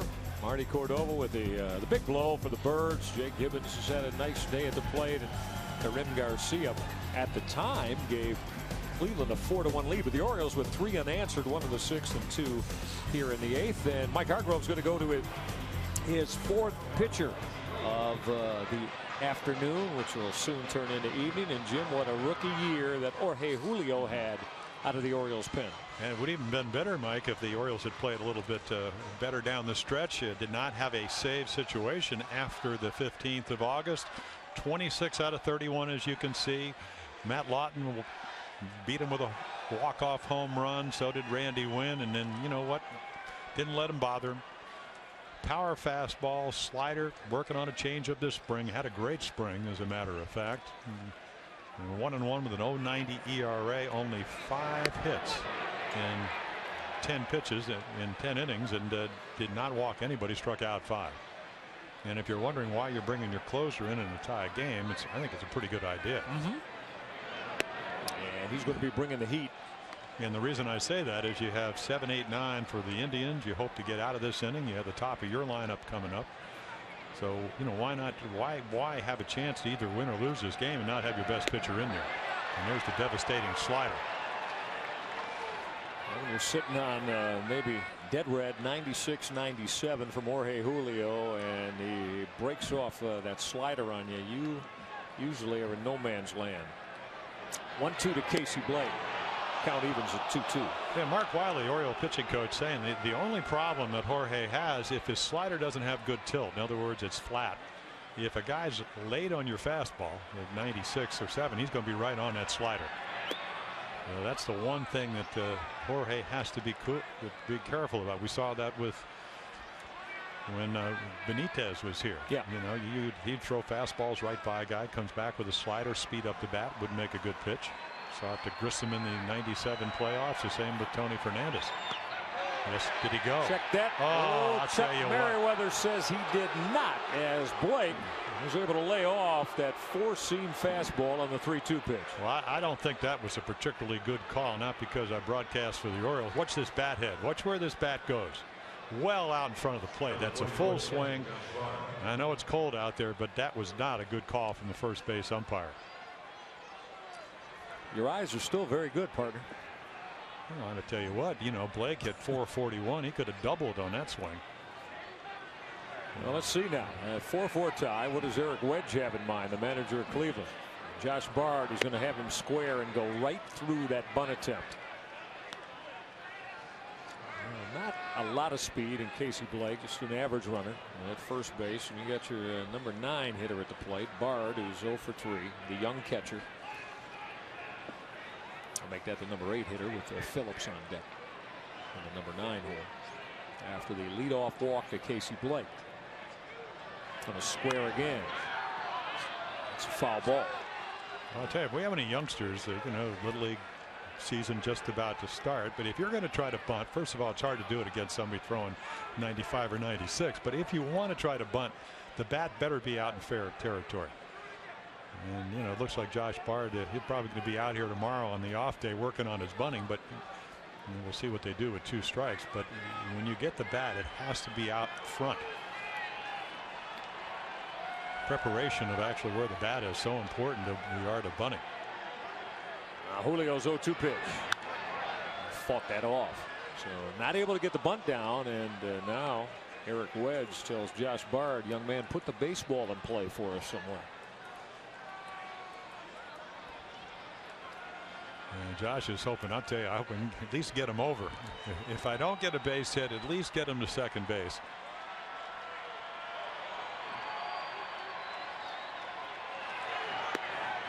1-2 on Josh Bard. Now, Jim, when you look at Jorge Julio last year and you combine him with Rodrigo Lopez, and the Orioles in total got 36 wins out of their rookies a year ago and 26 saves, and there's the responsibility for about 100% of that. Yeah, Jorge third in the American League Rookie of the Year voting. Got him outside corner. Ring him up, sit him down. He took care of Josh Bard, who doesn't like the call from Tim Welke. Well, backup slider. One you throw for the outside corner of the plate, try to backdoor it. The target's down and away, and that ball's just going to spin back. And of course, that ball's probably about 3 or 4 inches off the corner outside. And Tim Welke's had a pretty, I would say, pretty good hitter's strike zone until that pitch. Josh Bard said, I've been behind there all day. You're not giving us that pitch. So Blake should have been out. Bard should still be hitting. And here's Brandon Phillips as that's fouled off the mask of Geronimo Gil. Phillips 0 for 3 on the day, hitting out of the number 9 hole in the Indians order. Came over in the Bartolo Colon deal. The Montreal Expos, and most baseball people will tell you that he has future star written all over him. Okay, he twirls the bat nicely. If that means down. anything, yeah. And it doesn't. I've heard the comparison to a young, now I'm going back to San Diego Padre Day young Roberto Alomar as a second baseman. Obviously not a switch hitter, but the tools the same as a 21-year-old Robbie when he burst on the major league scene. 2-1 on Phillips. We're in the 9th in a 4-4 tie. Great to have you part of it here on the Orioles television network on opening day at the Yard. Oh, yeah, it's interesting. You talk about that Bartolo Colon trade. They got Brandon Phillips, who's a number 7 prospect in Baseball America. They got Cliff Lee, who's the number 30 prospect, big tall left-hander that hurt a rib muscle, so he didn't make the ball club. They got Grady Sizemore, who Mark Shapiro was saying is, looks like they compare him very much to Kirk Gibson. He said, I don't know, maybe that's a little bit of a stretch this early on, and then he also got Lee Stevens, the veteran, who they eventually packaged in another trade. So 3 prospects and a guy that could help them last year. for a #1 start. Count evens 2-2 as Julio threw it right by young Brandon Phillips. Yeah, Mark Shapiro was a wheeling and dealing last year, and he has tried to fortify and restock this Indians organization. Owner Larry Dolan slashed the payroll from $90 million down to $50 million. $40 million. They've gone young. Now the 2-2 pitch from Julio to Brandon Phillips. He struck him out swinging.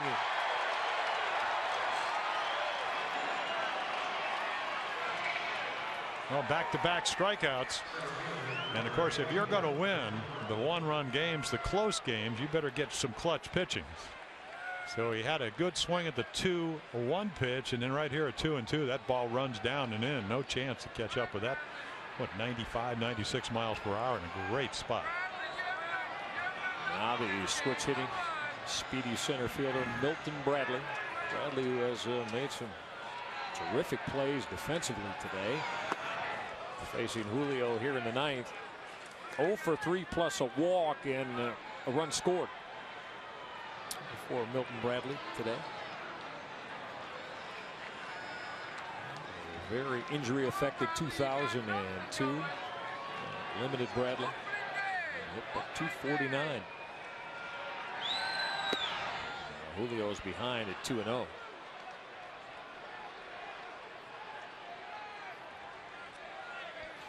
As you mentioned, a switch hitter hit 293 against left-handed pitching last year with 1 home run and 230 from this side of the plate. But 8 of the 9 home runs he hit.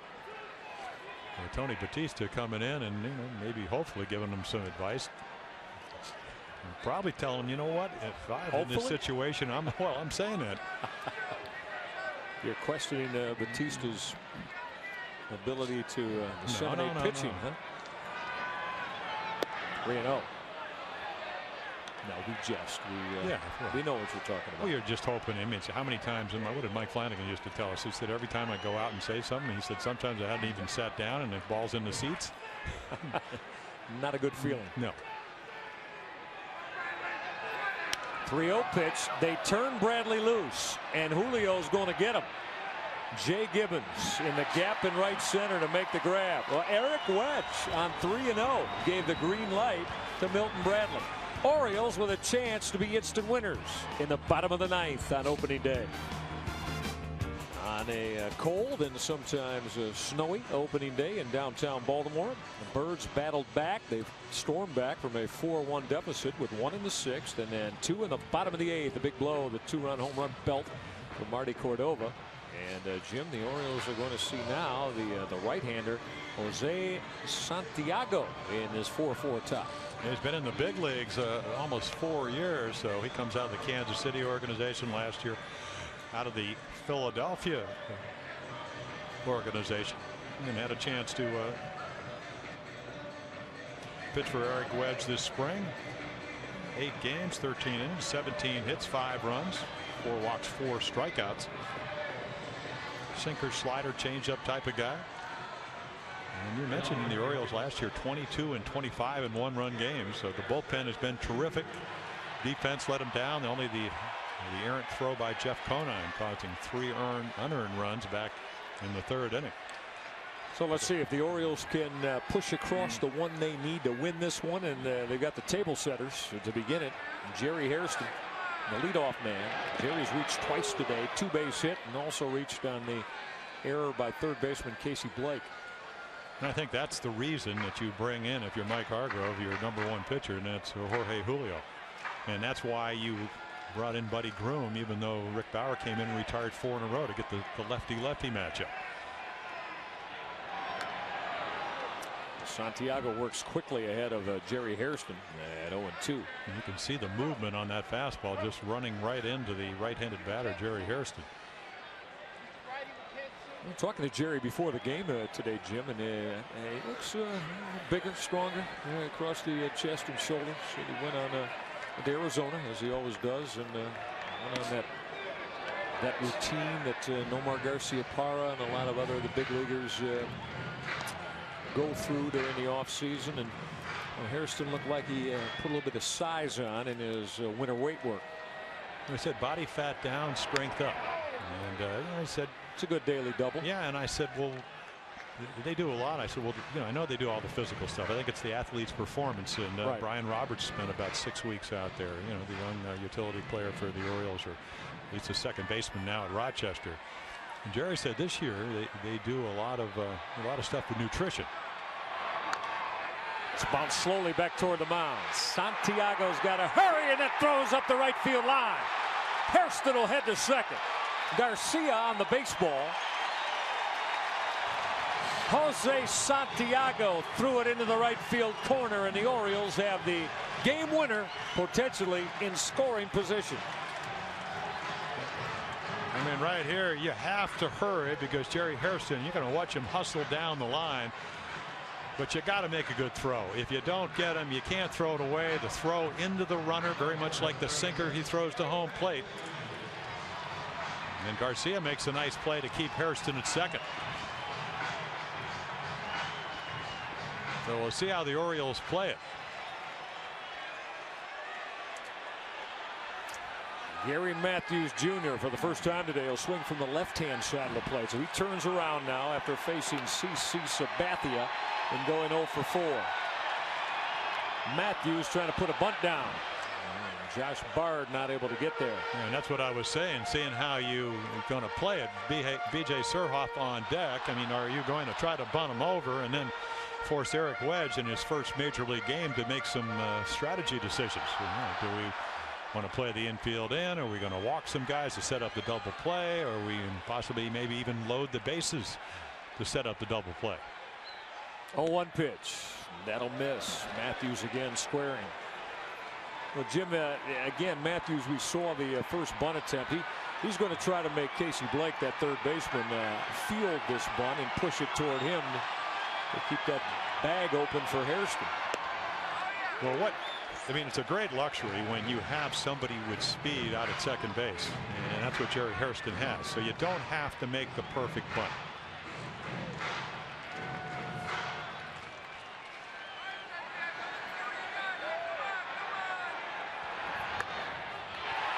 Bunted in front of the plate. Bard's throw to John McDonald, who will put the tag on Jerry Hairston.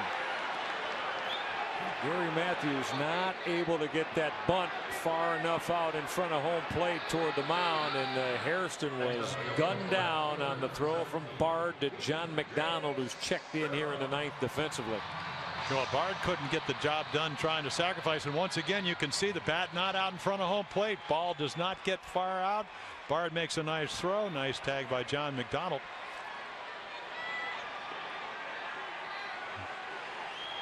So that eliminates Hairston from scoring position. So Matthews aboard now with one down for B.J. Surhoff.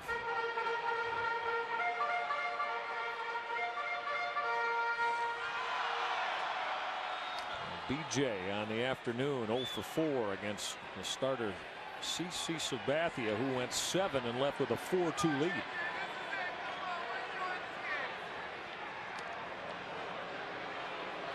Yeah, Gary Matthews Jr. 15 steals last year, only caught 5 times, so running is an option.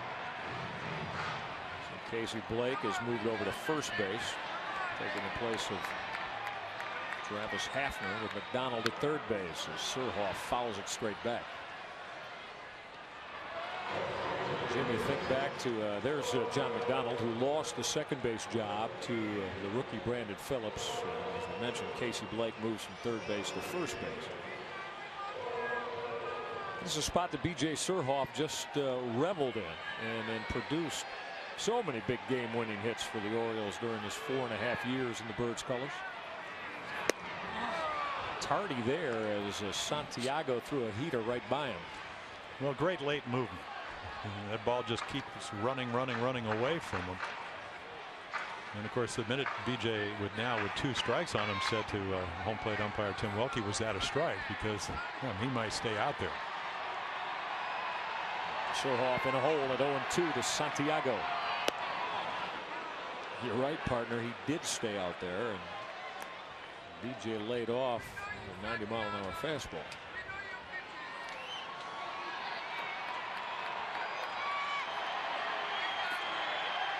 Birds would like to get one and send this crowd of over 46,000 home happy on opening day. Now the 1-2 to B.J. Surhoff. Count evens.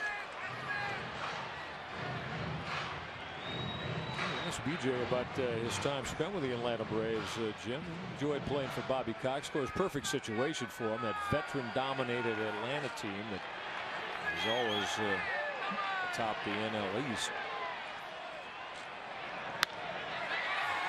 This is lifted up the line and left. Long run for Lawton, and that baseball will land a couple of feet foul. I mean, you get somebody that's a gamer, and that's what B.J. is. I mean, he still thinks he's catching when he's playing left field. He's so much into the game, and you have a chance. Of course, as you mentioned, very teary departure a couple of years ago, having to leave Baltimore, where he was building a home and so forth and so forth. But they have won 11 straight divisions down there in Atlanta. So it's not like you're going to a have-not. He got in the playoffs down there with the Braves in 2001. Now the 2-2 pitch. 3-2 on Surhoff. All right. Yep. Now, if you're Mike Hargrove, you going to give the go to Gary Matthews here? I think so. And then, of course, that's the difference in Santiago going 3-2. You know he's running. So a long single could score a run, and that's going to be the winning run. Matthews going. 3-2 pitch. Fly ball, shallow left. That's an easy chance for Matt Lawton, who's going to put it away for out number 2. Surhoff out. The fly ball to Lawton. And here's Jeff Conine. Conine just missed. Hit the ball in the air all 4 times today and just missed going out of here as he scalded a line drive to the gap in deep left center, his 3rd turn at the plate. And baseball hit about halfway up on the barrier. As Santiago will get ahead of Conine quickly.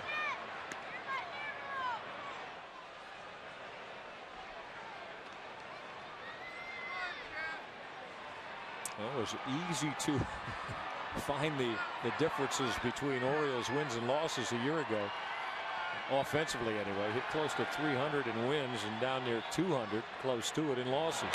Conine with a rope to the corner and left, and that ball is foul by no more than 6 inches or so. He made a bid to end it right there.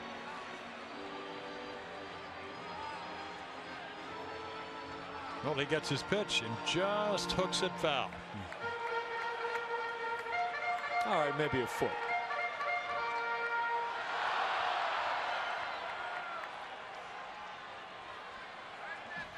Jose Santiago from the Kansas City Royal ahead of Jeff Conine.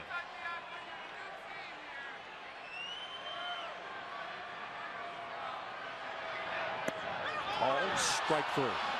Conine took it and is going looking. We're going extra frames here on opening day. It's 4-4 after 9. 10th inning coming up.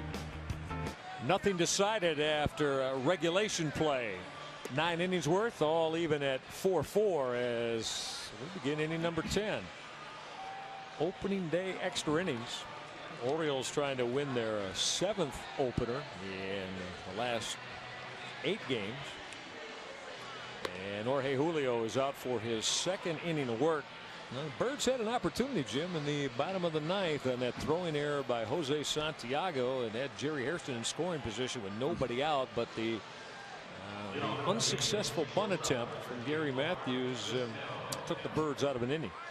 Well, you look at this game through 9 innings, 4-4. The Orioles have out hit the Indians 11-8. They've made less errors, only 1 error, but that error right there, 3 unearned runs back in the 3rd inning. Otherwise, the Orioles, even though Sabathia sees he pitching very well, as did Rodrigo Lopez, but a 2-base error to start the 9th inning, and couldn't take advantage of it.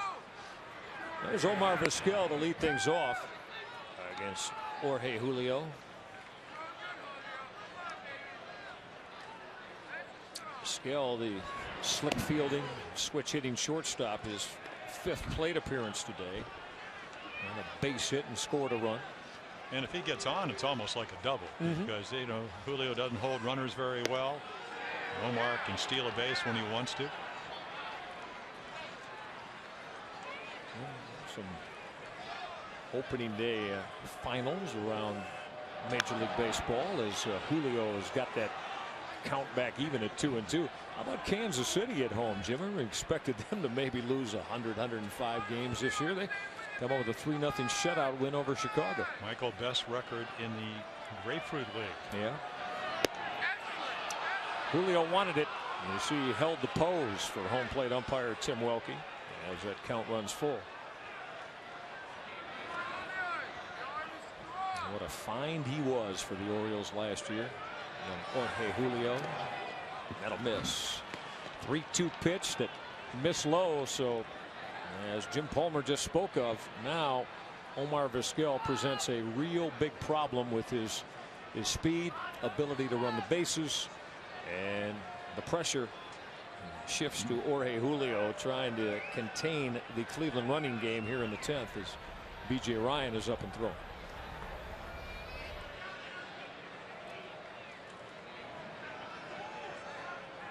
I think this is more of a strategy type of meeting. Okay, what can we expect here? Will they be bunting? Lawton yet to have a base hit. All kinds of options. The thing about Jorge, Jorge Julio has such a nice windup. I mean, it's pretty simple, easy to repeat. You think there was any discussion of what we spoke of when Jorge Julio entered about Matt Lawton being one of the Randy Wynn the other that crushed that walk-off home run in that rough stretch that Julio went through last June? I don't think he probably went to a negative thought, but I think more hey, make your pitches, you know, if they do square around and bunt, be ready for it. Lawton first pitch swinging. This is lifted up the line and right near the seats and going to get out of play. So no thought of trying to move Vizquel over with Lawton at the plate. But again, Jim, how many times are you going to ask your number 3 hitter to bunt somebody over? Not too often. And I think also, yeah, I think if you're Eric Wedge, you're saying, okay, what kind of matchup do I have? Julio doesn't pitch 2 innings very often, especially this early in the season. If Lawton bunts him over, you probably walk Burks and bring in the lefty to face Garcia, and that's maybe not what Eric Wedge wants. Right here, he's got the chance for a first and third situation. Conine holding the runner on, Vizquel at first. Nice spot, huh? Yeah, outside corner. Yep.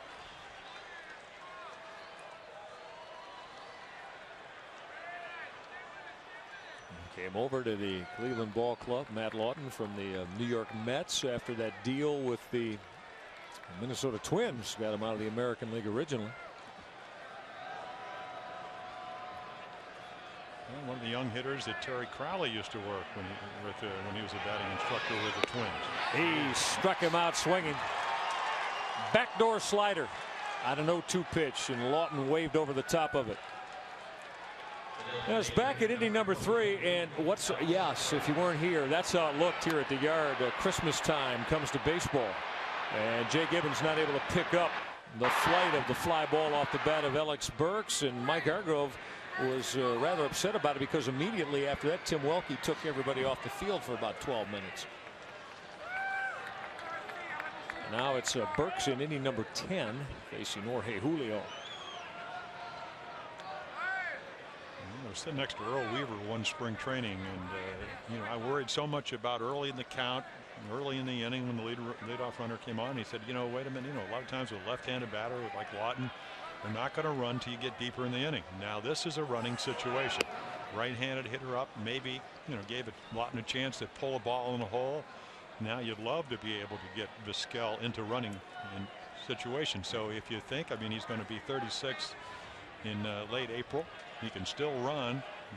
Knowledgeable base runner. If you think you can steal it, go. And no move yet from Vizquel. Trying to lengthen that lead a little bit. There he goes. Pitch misses. Heels throw. Got him. Geronimo Heel cuts down Omar Vizquel. Jerry Hairston slapping the tag on the Indian shortstop. Well, it was interesting. Mike Hargrove telling everybody we wanted Ivan Rodriguez for his bat. And we know he can catch, but he said there's nothing wrong with the way Geronimo Hill can control the running game. Watch this throw. Snap tag right on the back, right on the number 13. Lucky 13 for the Orioles. Out number 2 here in the 10th. So they worked hard on him receiving the ball. I mean, he throws and you mentioned it earlier, he throws as well as anybody in the American League. Yep, close to 37% a year ago. Throwing out would-be base thieves. Well, Eric Wedd's second green light he's given to one of his hitters. 3-0.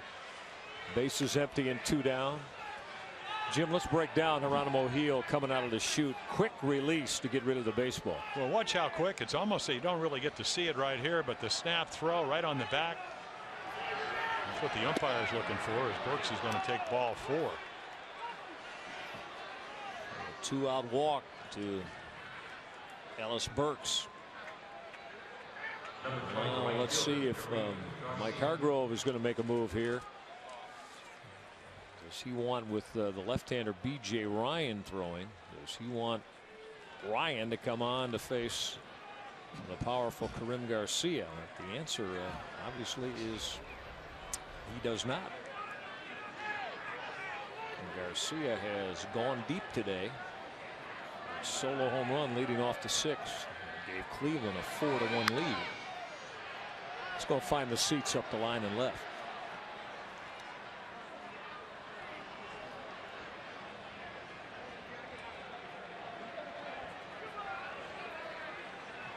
Jorge Julio trying to stay away from the power of Karim Garcia.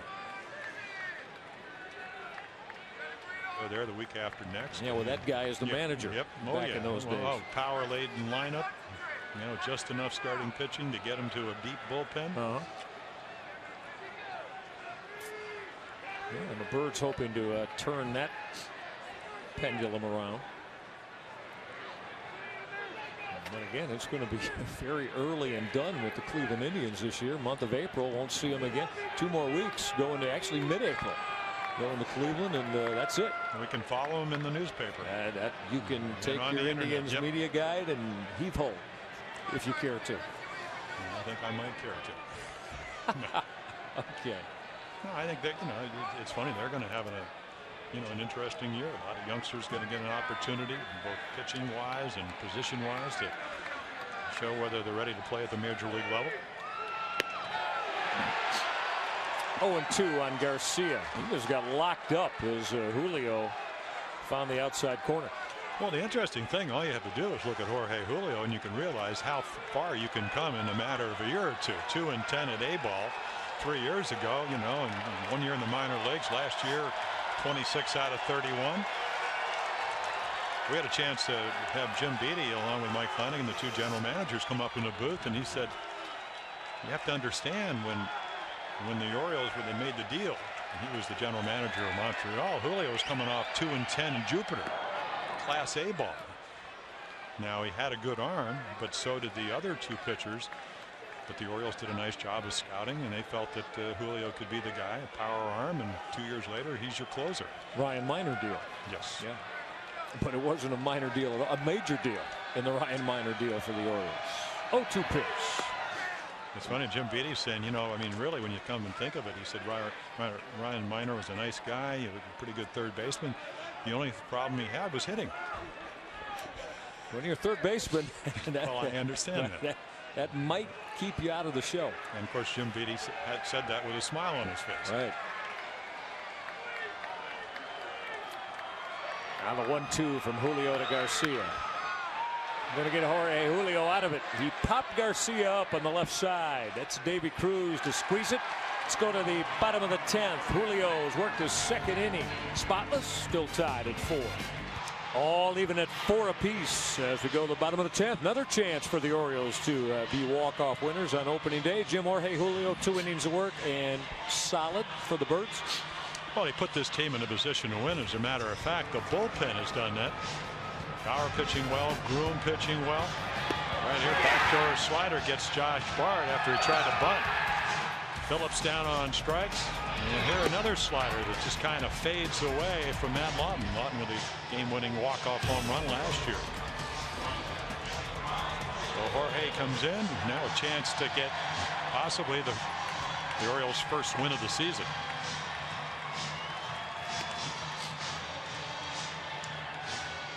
And for the Birds in the bottom of the 10th against Jose Santiago, maybe Jay Gibbons to lead things off. Gibbons swung good bat today. A couple of base hits for Jay. 2 for 4. Both opposite field base hits. Scored a run after the single in the second. And delivered Jeff Conine in the 6th. A big base hit, RBI base hit, got the Orioles back to within 2. First pitch swinging, ground ball for Casey Blake. Take care of it easily. 1 pitch and Gibbons is gone here in the 10th. I guess the irony is that last year Jay 6 of his first 7 home runs on first pitch, 10 of the first 15. But again, if you're a sinker baller, and that's what Santiago is, and you sink the ball, big deal. You make him put it in play. Of course, if you're Jay Gibbons, you want to get a pitch that's not sinking, and he wasn't able to do that. Here's Tony Batista. I think we all know what Tony has in mind in this situation with the bases empty and a 4-4 tie in the 10th. He'd like to induce Mr. Santiago to come middle of the plate in and challenge him. And yeah, right about here, somewhere in that zone. And that's it. I said, Tony, what do you look for? He goes, fastball. I said, where? Belt high inside part of the plate. I said, with 2 strikes? He goes, yes. I said 1-1, yes. 2-1, 3. I mean, so whatever. Put it on a tee right there. Exactly. Yeah. We looked at Kerry Lightenberg coming over from Atlanta, getting loose out in the Oriole bullpen. 1-1 to Batista. It's going to drop. Base hit center field. Well, Tony fought that off. Muscled it. Probably off the trademark. 1 out base hit for Batista. Muscled. He doesn't do weights. He says I'm naturally strong, right? Well, Batista with a 1 out single. Well, the Birds have the game-winning run aboard. And here's Marty Cordova. There'll be a pitch runner. That's Jose Leon. Leon will take over for Tony Batista. Mike Hargrove a little bit more in the speed department with Leon at first base here in the 10th. Marty Cordova is the reason that everybody's still here on opening day, as he dialed long distance on David Risky in the bottom of the 8th, a 2-run bomb.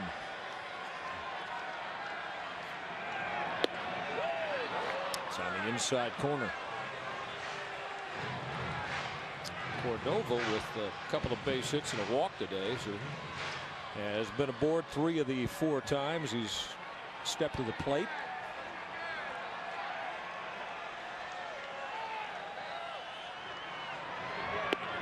Breaking ball and a good one from Santiago. Yeah, first one he's thrown. Pretty much gone with that sinker. Just going to cruise this little curveball right over the outside corner. And give Marty Cordova something to think about.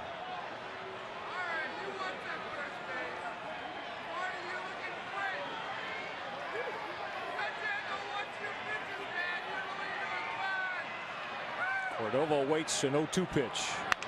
Ground ball to short. This may be a pair. Vizquel, Phillips, Blake to put the tag on Cordova. 6-4-3 double play to take the Orioles out of the 10th. 11th inning coming up next. 4-4 tie. We head to inning number 11 in this 4-4 tie, as the Birds unable to get anything substantiated in the bottom of the 10th to try to win it. And now the Orioles will send their 5th pitcher to the mound today, and that is Kerry Lightenberg. As you take a look at Jose Leon. Leon just came on to pinch run a moment ago for Tony Batista. He'll stay in the game and play third base. And Jim, here's Kerry Lightenberg, who pitched well in his appearances in Atlanta last year. Certainly did. And, you know, you go all the way back to 1998 when he came up as a rookie, 30 out of 34 in the save department. Then Tommy John surgery, tore a ligament the next spring. And, you know, he's made a comeback. And, you know, everybody, I think Mike Flanagan, Jim Beattie saying, along with Mike Hargrove, he's going to help our bullpen. He gives them depth. He gives them experience. Sinker, slider, splitter. And he's a veteran. He puts on some outstanding staffs down in Atlanta. And he will certainly add to the Orioles staff here in the 2003 season. So Kerry Lightenberg is going to face the pinch hitter Bill Selby. Selby is going to pinch hit for John McDonald. McDonald had come in the game to take over for Travis Hafner. Hafner exited. McDonald playing defensively at third base and to move Casey Blake over to first base. So Bill Selby, who last year pressed into service with those outfield injuries that we've spoken of today to both Milton Bradley and Matt Lawton.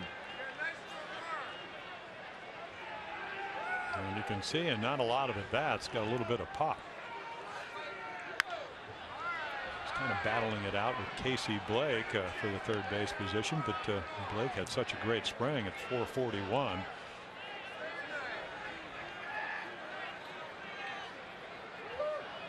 Selby to be followed by Casey Blake and then Josh Bard. 7 and 8 in the Indians hitting scheme of things. That'll miss down and in. 1 and 2 now on Selby. Yeah, there was your splitter from Lightenberg trying to get the strikeout. I mean, for Kerry Lightenberg to be successful, everything has to be down. Sinker's got to be down. Slider's got to be down. Splitter's got to get down. I mean, he's going to live around the knees. This is bounced on the right side for Jerry Hairston to handle, and he'll toss out Selby. So Lightenberg takes care of the first hitter he faces in an Orioles uniform. First baseman, number 1, Casey Blake.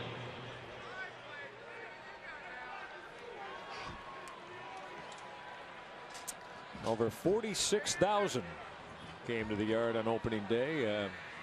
Brave souls are still here. Not that many in the yard as we've reached inning number 11. As Kerry Lightenberg faces Casey Blake. Blake 1 for 3 in the afternoon plus a walk. This is lifted to shallow right center. It's Jay Gibbons there to put it away for out number 2. Since the home run from Marty Cordova, pitching has started to settle in and take over in this one. Well, I used to always think on cold days that the pitcher had the advantage, but I think now with the gloves and so forth, I'm not sure that's the case.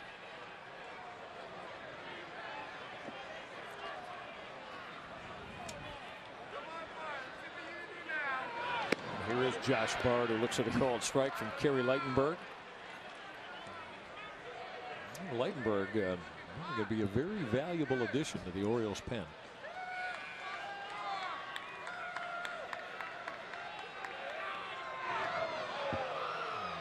Bard had a jackknife out of the way. I think the thing that's most intriguing, Jim, is that he brings, as we were talking about, B.J. Surhoff went over that Atlanta ball club. You play for that ball club, you know all about winning and what it takes to win. See Bard get sent to the ground by Lightenberg.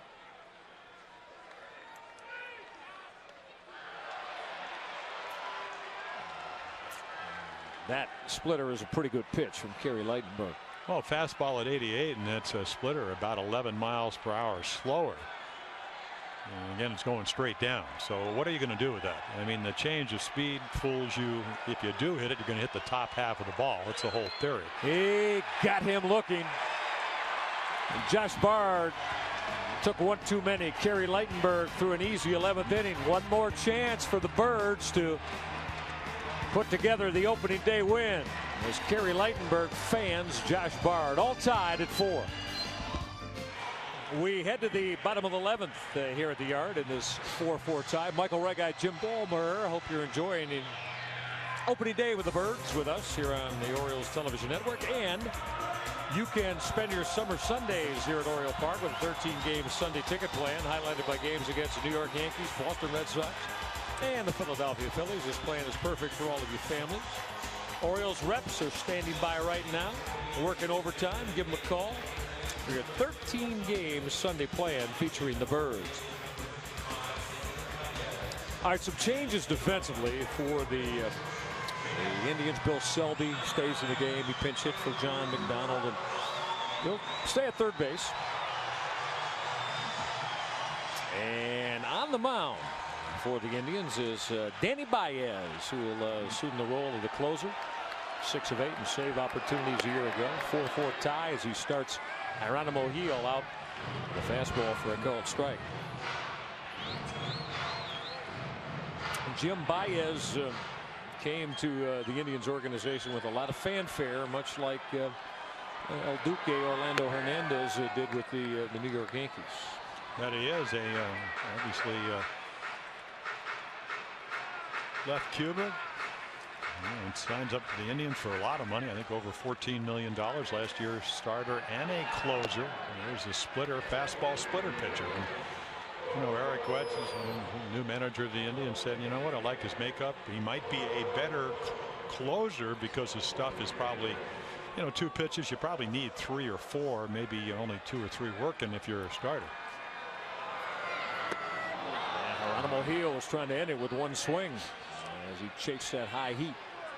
Well, hit under 200 the second half, and when you asked Terry Crowley, one of the reasons, number 1, caught more than he ever had at the big league level, probably got a little bit tired. Number 2, try to do exactly what he did right there, is try to become a little more enamored with the home run.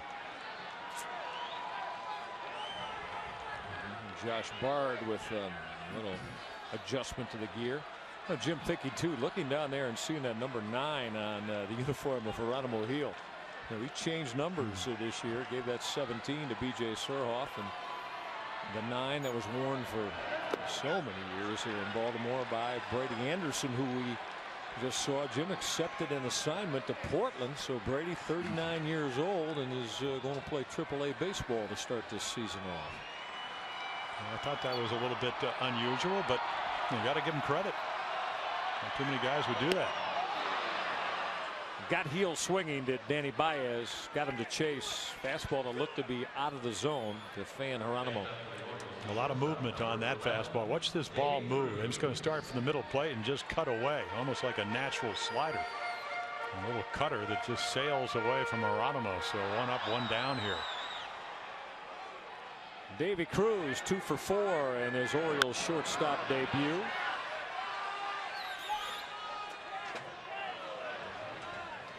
Cruz with the San Diego Padres. Jimmy, what, 1-year deal, right? He's just signed through this season. And of course, the Orioles made a move to pick up a young shortstop as Baez is ahead of Cruz. Jose Morban joining the ball club as a Rule 5 guy, and I talked to Mike Hargrove about him today. He'll be carried for the entire season. May not see much playing time. He said, I did pinch hit him up at Shea Stadium on Saturday, but I mean, it does shorten your bench a little bit. But you know, as Mike Hargrove said, he's probably better than any of the other shortstops, or at least his ceiling's higher. So you know, they think it's worth the risk. 1-2 to Cruz. Bounce slowly near the bag at third. Selby, the off-balance throw to get Cruz by a step. And it's interesting, I guess, you know, the fact that Davy Cruz first got to the big leagues as a Rule 5 guy. Selby pinch hits, grounds out, comes in for defense. The Indians with 3 errors on the afternoon. Casey Blank, who now is playing first base, made 1 down the third baseline.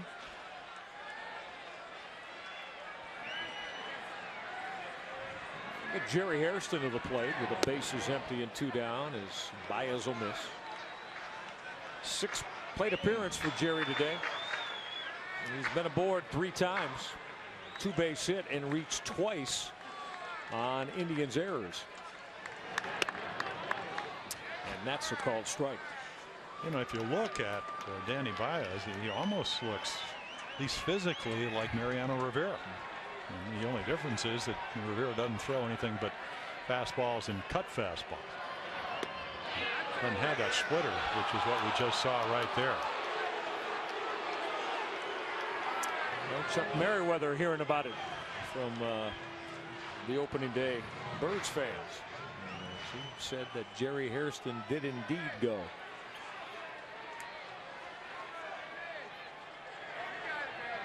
Now the 1-2 pitch from Baez to Hairston. He's got a piece of it to stay alive. So on Wednesday night here, after the off day tomorrow, Jim, we're going to see Omar Dahl in his Orioles debut. I think both Rick Helling and Sidney Ponson the last couple of days have pitched in minor league games down in Florida. Even though they were rained out after a couple of innings, at least Sidney Ponson was, talking to Mark Wiley, and Sidney some kind of mysterious ankle injury apparently, but was walking around the clubhouse, so doesn't plan on missing his scheduled start as later on in the week. Omar Dahl struggled in the spring, so it'll be interesting. Control pitcher coming over to the American League last year. What, 11-game winner with the Dodgers, 11-9, 390 earned run average. Against the Ricardo Rodriguez, the youngster. Saw the Cleveland guy saying, wait till you see this kid. You know, 92, 94, great sinker, plus changeup, working on his breaking ball.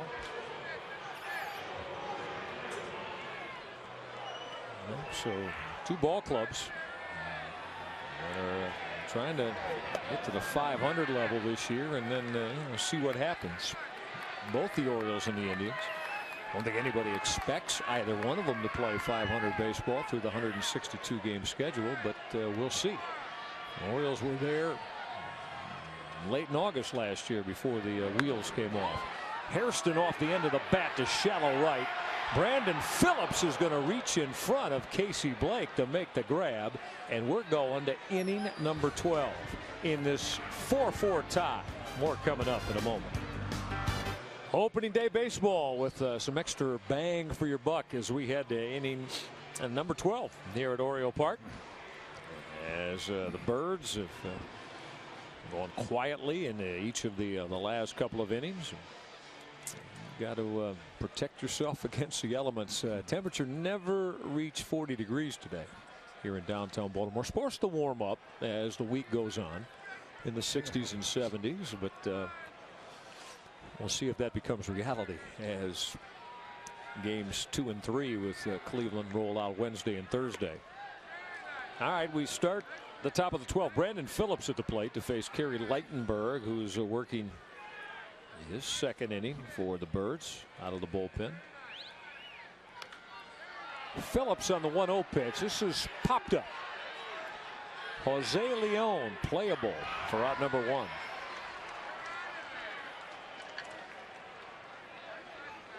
So Lightenberg has retired.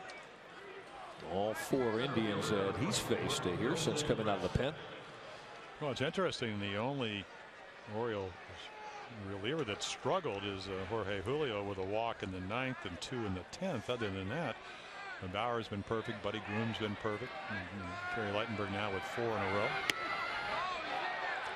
I mean, this is the strength of this Orioles pitching staff, and if they can possibly get the starters to pitch just deeper into the game, I mean, it's going to translate into a lot of wins.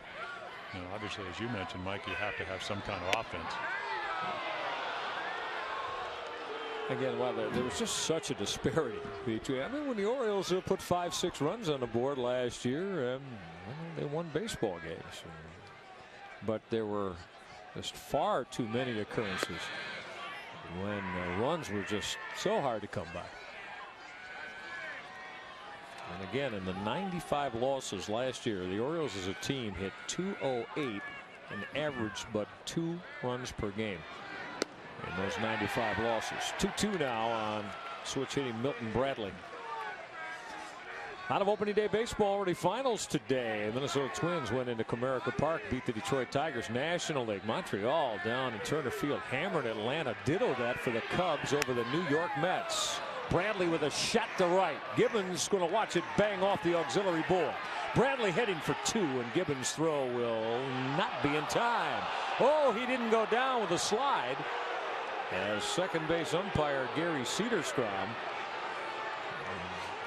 has to listen to Davy Cruz saying, you know what, that play was closer than anybody thought. Well, again, you never assume in this game. Good throw by Jay Gibbons. And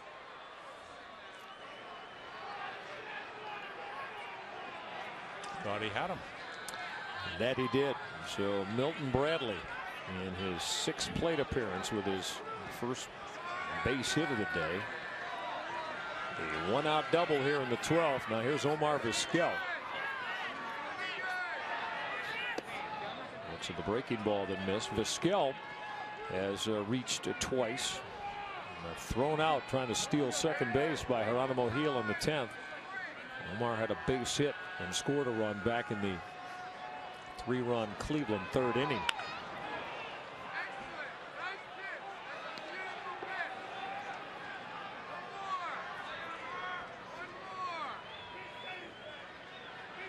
Vizquel, a huge part of all the Indian success that began in 1994 when he came over from Seattle. Ground ball, base hit, left field. Surhoff charging. They're going to wave Bradley in, and it got by B.J. Surhoff. Bradley to the plate to break the tie on the RBI base hit from Omar Vizquel. Well, B.J. Surhoff was looking to come up gunning Jim, and the baseball got under his glove. Oh, that's exactly it. And it doesn't matter how long you play the game if you just get away from the fundamentals. And he's trying to think, okay. And Bradley, I mean, he's going all the way. I mean, they're sending him all the way to home plate. BJ's anticipating a throw, and we've seen it, but the ball just under the glove, looked up to see if he was going to hold up. So not only does the run score, but Vizquel into scoring position with only 1 out here in the 11th. Make it 12th, excuse me. It'll be a base hit for Vizquel and an E7. Error on the left fielder B.J. Surhoff that allowed Omar Vizquel to move into second base. So he's in scoring position for Matt Lawton.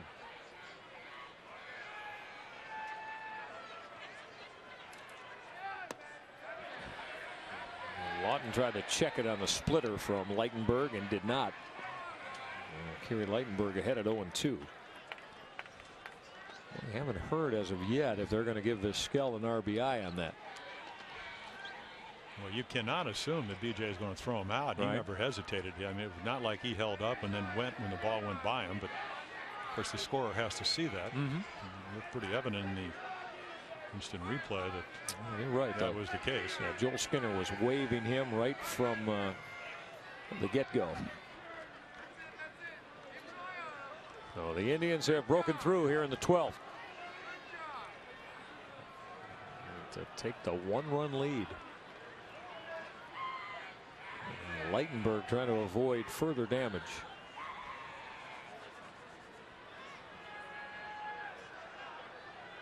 Oh, 2 pitch on the ground up the middle. Cruz will lay out to his left and gun down Matt Lawton. Fine play by Davy Cruz. Saved a run. Outstanding play. Vizquel moving on this ground ball back up the middle. Hot shot, and out of nowhere comes Davy Cruz. All he has to do is got a strong, accurate arm and just guns out Matt Lawton for the 2nd out. Now with the veteran right-handed hitting DH Ellis Burks at the plate, pitching coach Mark Wiley on the mound with Kerry Leitenberg and Geronimo Gil discussing.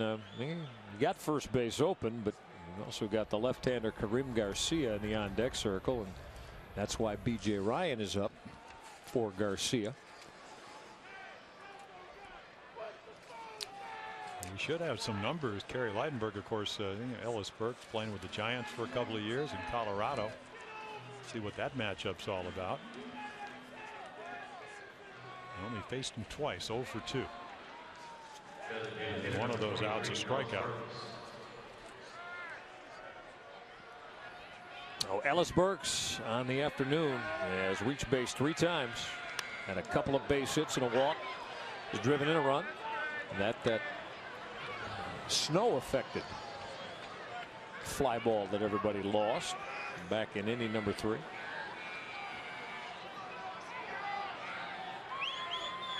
Cleveland has broken through here in the 12th to take the 1-run lead.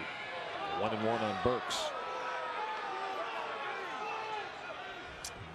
Jim, this is with regard to the Jim Thome situation. This is one individual that I'm going to keep close tabs on. This year, as we talked about way back earlier, to see how his numbers are effective. This has popped up into shallow left center for Davy Cruz. He'll put it away, and we're going to the bottom of the 12th. Kerry Lightenberg gave up 1 on the RBI base hit from Omar Vizquel. Cleveland with a 5-4 lead. The Birds need 1 here in the bottom of the 12th. They trail Cleveland 5-4. Danny Baez with a chance to grab an opening day win. The Orioles may have something to say about that. They're going to send Gary Matthews Jr., B.J. Surhoff, and Jeff Conine to the plate against the young hard-throwing right-hander from Cuba, Danny Baez. Gary Matthews looking for his first base hit today. He's 0 for 5. Second plate appearance swinging from the left side. First 4 times as a right-hander against CC Sabathia.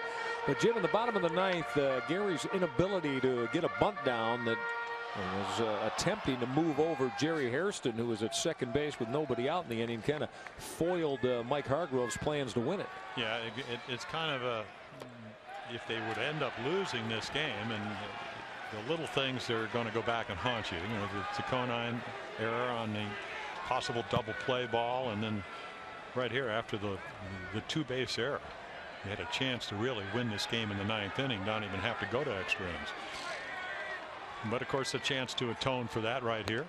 And if you watch Baez pitch last inning, I mean, he's using the fastball to get ahead and then going to the splitter. So everything's going to be pretty hard, anywhere from 89 to 95. 3-1 on Matthews. And you would think you'd get a fastball right here to hit. And you have the luxury with a 3-1 count to look for that pitch, and if you don't get it, lay off it. Ripped sharply, base hit right field. First knock of the year for Gary Matthews. Leadoff single here in the 12th. So you can throw the same fastball 0-0 and you might not get that kind of swing, but 3-1. Gary Matthews Jr. had a good spring. I mean, he's all over this fastball right here because he's looking for it. Baez got to throw a strike. The worst thing in the world is to walk a guy with a 1-run lead leading off an inning. So he comes in. And now you have speed at the plate. You have the winning run at home plate. You have all kinds of options if you're Mike Hargrove.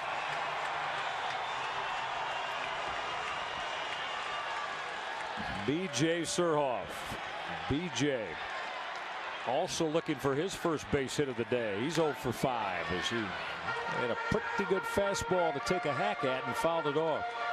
Of course, Danny Baez is saying, here's the fastball, but I'm going to throw it in the outside third of the plate. If you're going to try to roll over, maybe I'll get you to hit in a double play ball. Because there's a huge hole. I mean, right here, there's a huge hole that you could. Surhoff going to square. Put a bunt down. Good one. Baez will put the tag on B.J. Surhoff. Jim, do you think that B.J. Surhoff did that on his own? I really don't know. It could have been Mike Hargrove gave him one chance, to try to swing on the first pitch and then try to get the tying run into scoring position. But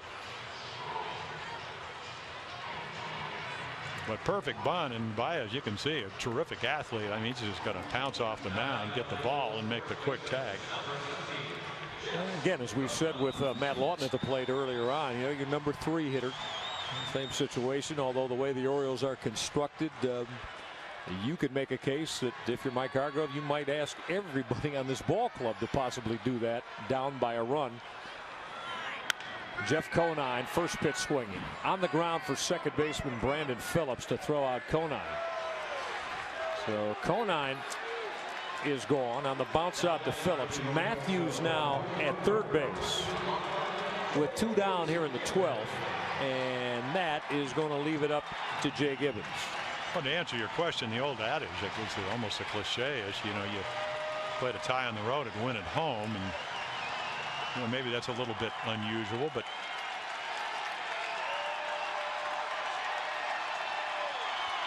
now here's Jay Gibbons to face Baez, and that's a called strike. Gibbons base hit. It'll even things up again here in the bottom of the 12th.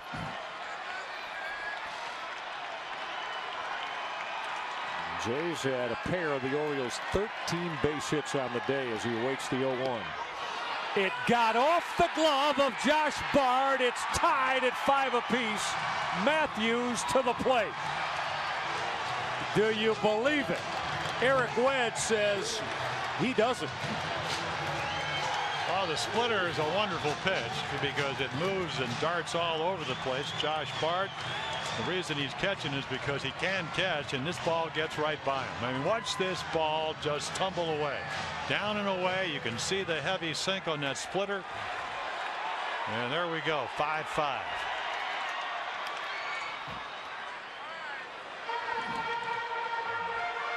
Unbelievable. Yeah, Jay Gibbons' base knock could tie it up. Didn't need it. As splitter got away from Josh Bard. Brand new again on opening day at 5 apiece. 0-2 to Gibbons. Popped up. And a shallow left. Shane Spencer, who's come on to put it away. And let's do inning number 13, shall we? On opening day, it's tied at 5.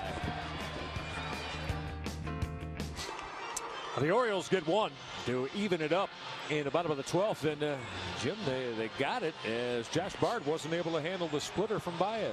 I mean, you can see what a devastating splitter it was because, I mean, it's just Gibbons waves at it. Jay not even having much of a authority with that swing. But again, the splitter designed for the bottom to drop out, and that's exactly what it did. But it backfires for the Indians, and the Orioles bring in B.J. Ryan to pitch here in the 13th inning. Terrific second half last year. Struggled in the spring, especially his last start. Gave up 10 runs, 5 of them against the Mets on the 28th of March. Kerry Lightenberg went a couple of innings, and the Orioles were able to get him off the hook.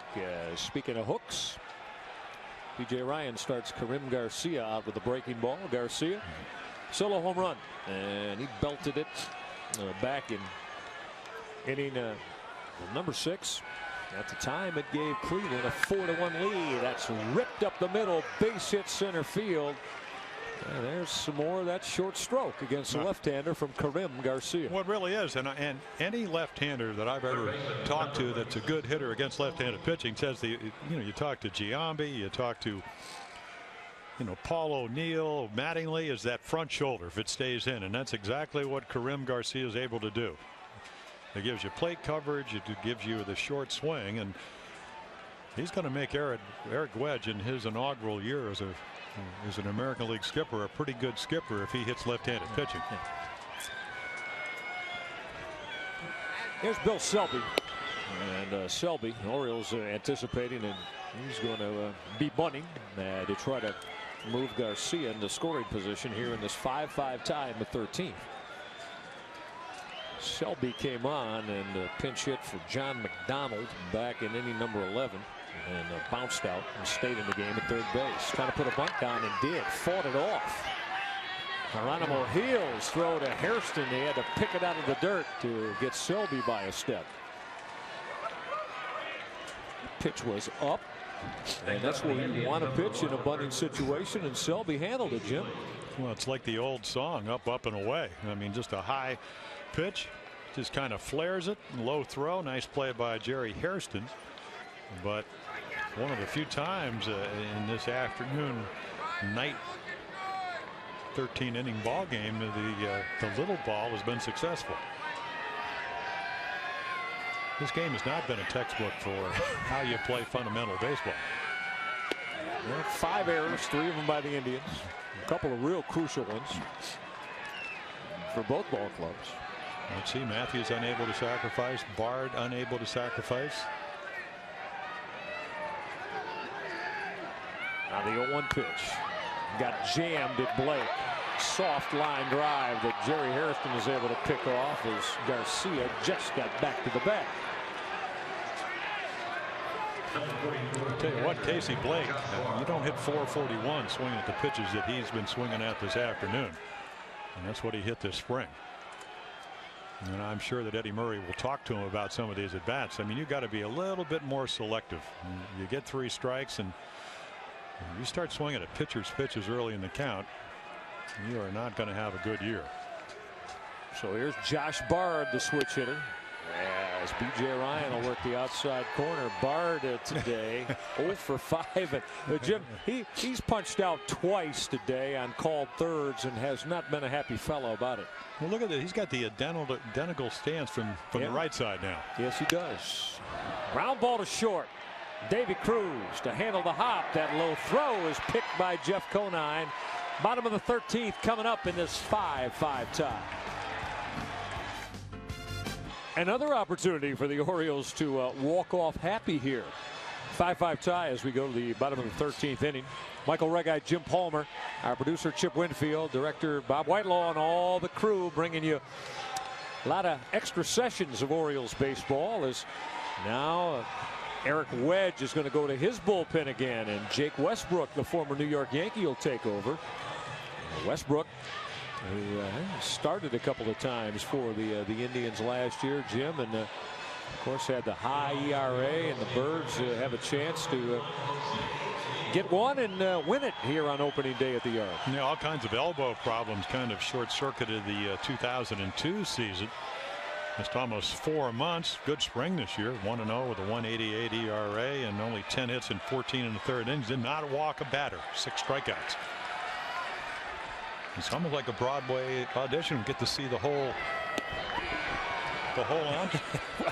entourage. Well, the Orioles have used 6 pitchers, that is, and this is pitcher number 5 for Eric Wedge in Cleveland.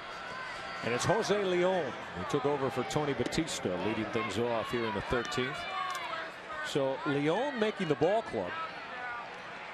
As they had Jeff Rabelais and John Valentin in camp. As guys who are competing for the extra man role, as that's cued foul. And Jose having a great spring, hitting over 400.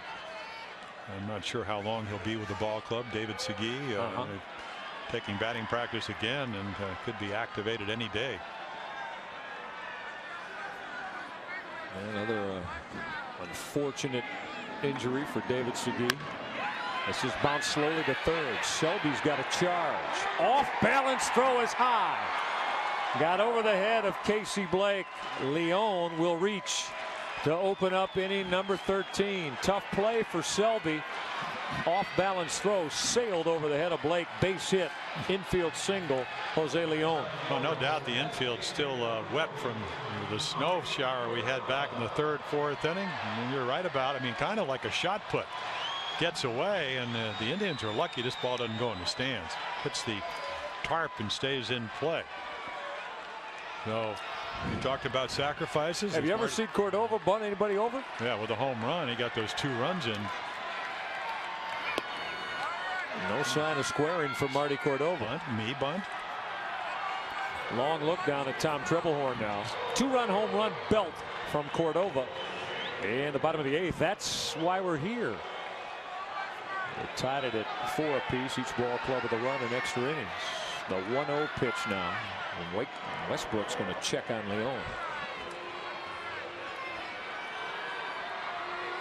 Closing in on 4 hours of opening day baseball.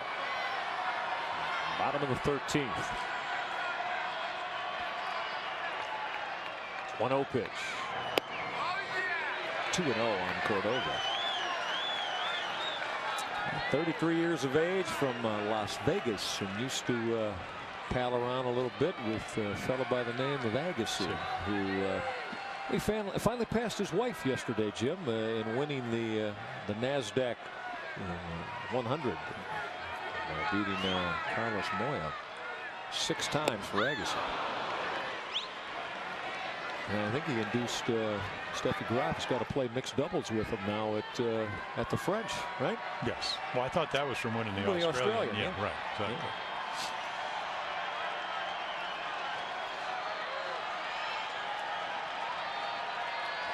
Now the 2-1 to Cordova.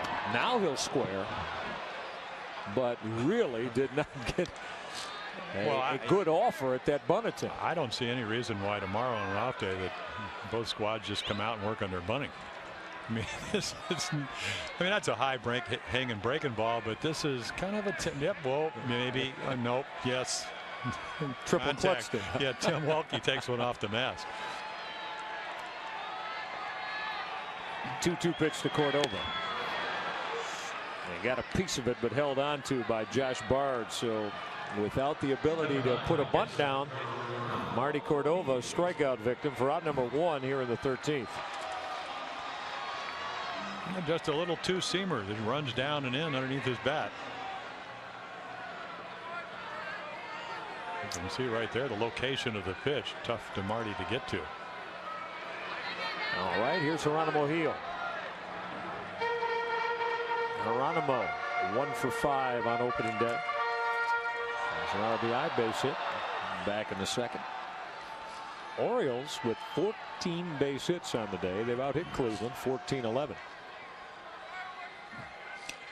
Yeah, the Indians, I mean, they're showcasing all their bullpen, and it would have been Bob Wickman, except he hurt his elbow, had to have the ligament transplant. He was 20 out of 22.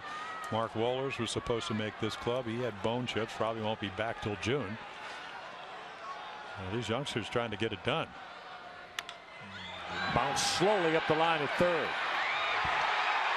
Westbrook cannot handle it. You just spoke of probably still some wetness on that grass part of the infield, and Jake Westbrook just never got a handle on the baseball. No, he didn't. I mean, Geronimo Gil, he doesn't run hard. All you have to do is pick it up. You can just see right there, didn't quite get to it off the fingertips. Well, that'll be another error.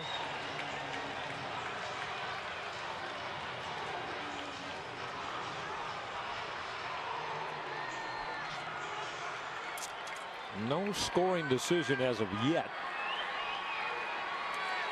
If it is an error on Jake Westbrook, that'll be the 4th on the Indians today. They have just flashed the E sign. 4th Cleveland error. Here's Davy Cruz with a chance to win it, as Westbrook will miss downstairs. The game winner being carried by Jose Leon, who's in scoring position at second base. And this outfield plays extremely shallow. Bradley in center playing very shallow. Nice play by Bard to block that ball.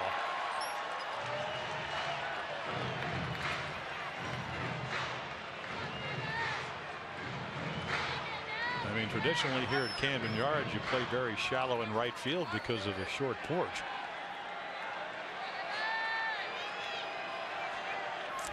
Davy Cruz in his Orioles debut. A couple of base hits today, and looking for another.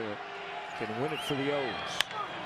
Bounce to third. Selby will pick that short hop. Phillips, there's one. He juggled the baseball, but it was on the transfer, says Gary Cederstrom.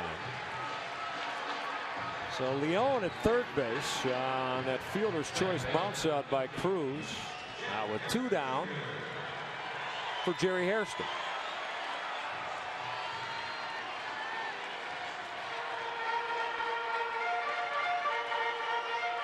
Seventh plate appearance today for the Orioles leadoff hitter. Hairston has reached 3 times, 2 base hit, and twice on Cleveland errors. And the entire Indians infield is going to confab.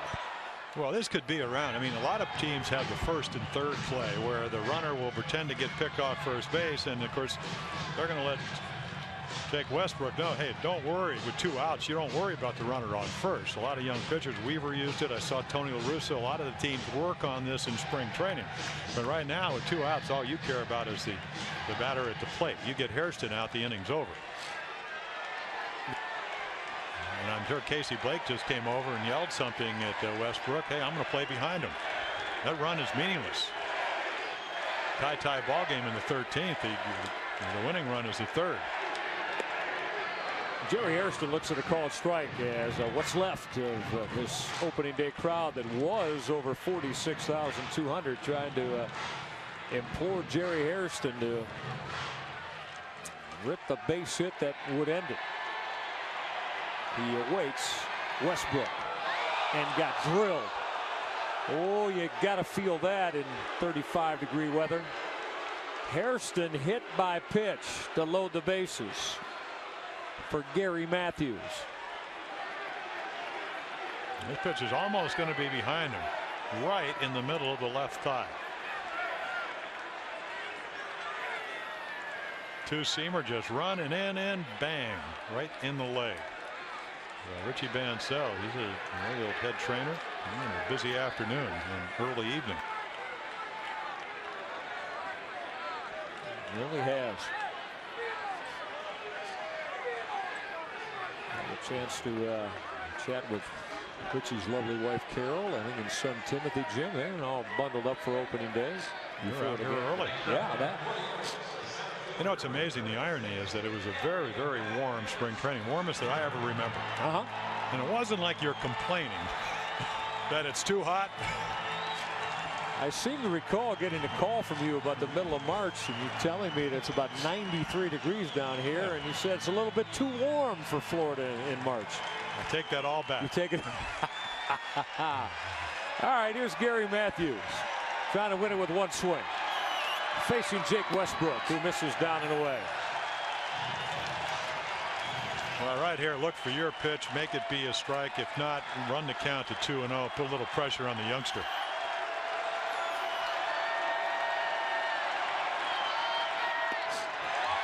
Two 2-0 to Matthews as Westbrook has missed twice trying to find the outside corner. Well, right here, Tom Trebelhorn, third base coach, said just put his hand belt high, wait for that one. You got to think about taking a pitch right here.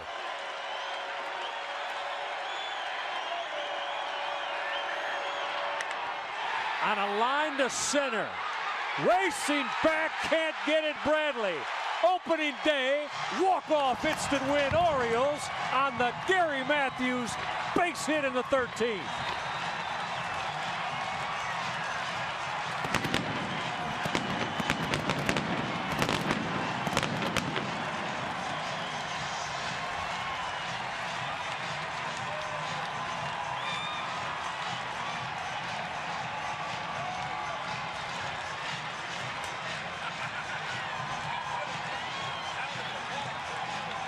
Congratulations all around for the Birds, who battled back from a 4-1 deficit. I believe you just said belt-high 2-0 fastball, and Matthews scalded it. Well, he did exactly what the third base coach Tom Trebelhorn said. Hey, look for a good pitch. And the irony is 4 errors for the Indians. And right here, Milton Bradley has played outstanding in center field. The ball knuckles. He doesn't get a good read on it. And it sails over his head for an Oriole win. Number 1 of the year. And who's one of the first guys out of the dugout to congratulate him? Rodrigo Lopez, who started this 13-inning game way back when. Birds dugout react to an instant win in the bottom of the 13th, 6-5 over the Cleveland Indians. The Orioles have won 7 of their last 8 on opening day here at the Yard. 6-5 Orioles beat the Cleveland Indians. Next time we get together with you for Orioles baseball is on Comcast Sportsnet on Wednesday at 7 o'clock with the Cleveland Indians still in town. And the next Orioles television telecast Thursday night at 7 o'clock against Cleveland. Baltimore Orioles baseball has been an exclusive presentation of the Orioles television network. For producer Chip Winfield, director Bob Whitelaw, and all of our talented crew, and for Jim Palmer, I'm Michael Reg. I hope you enjoyed Orioles an extra inning win.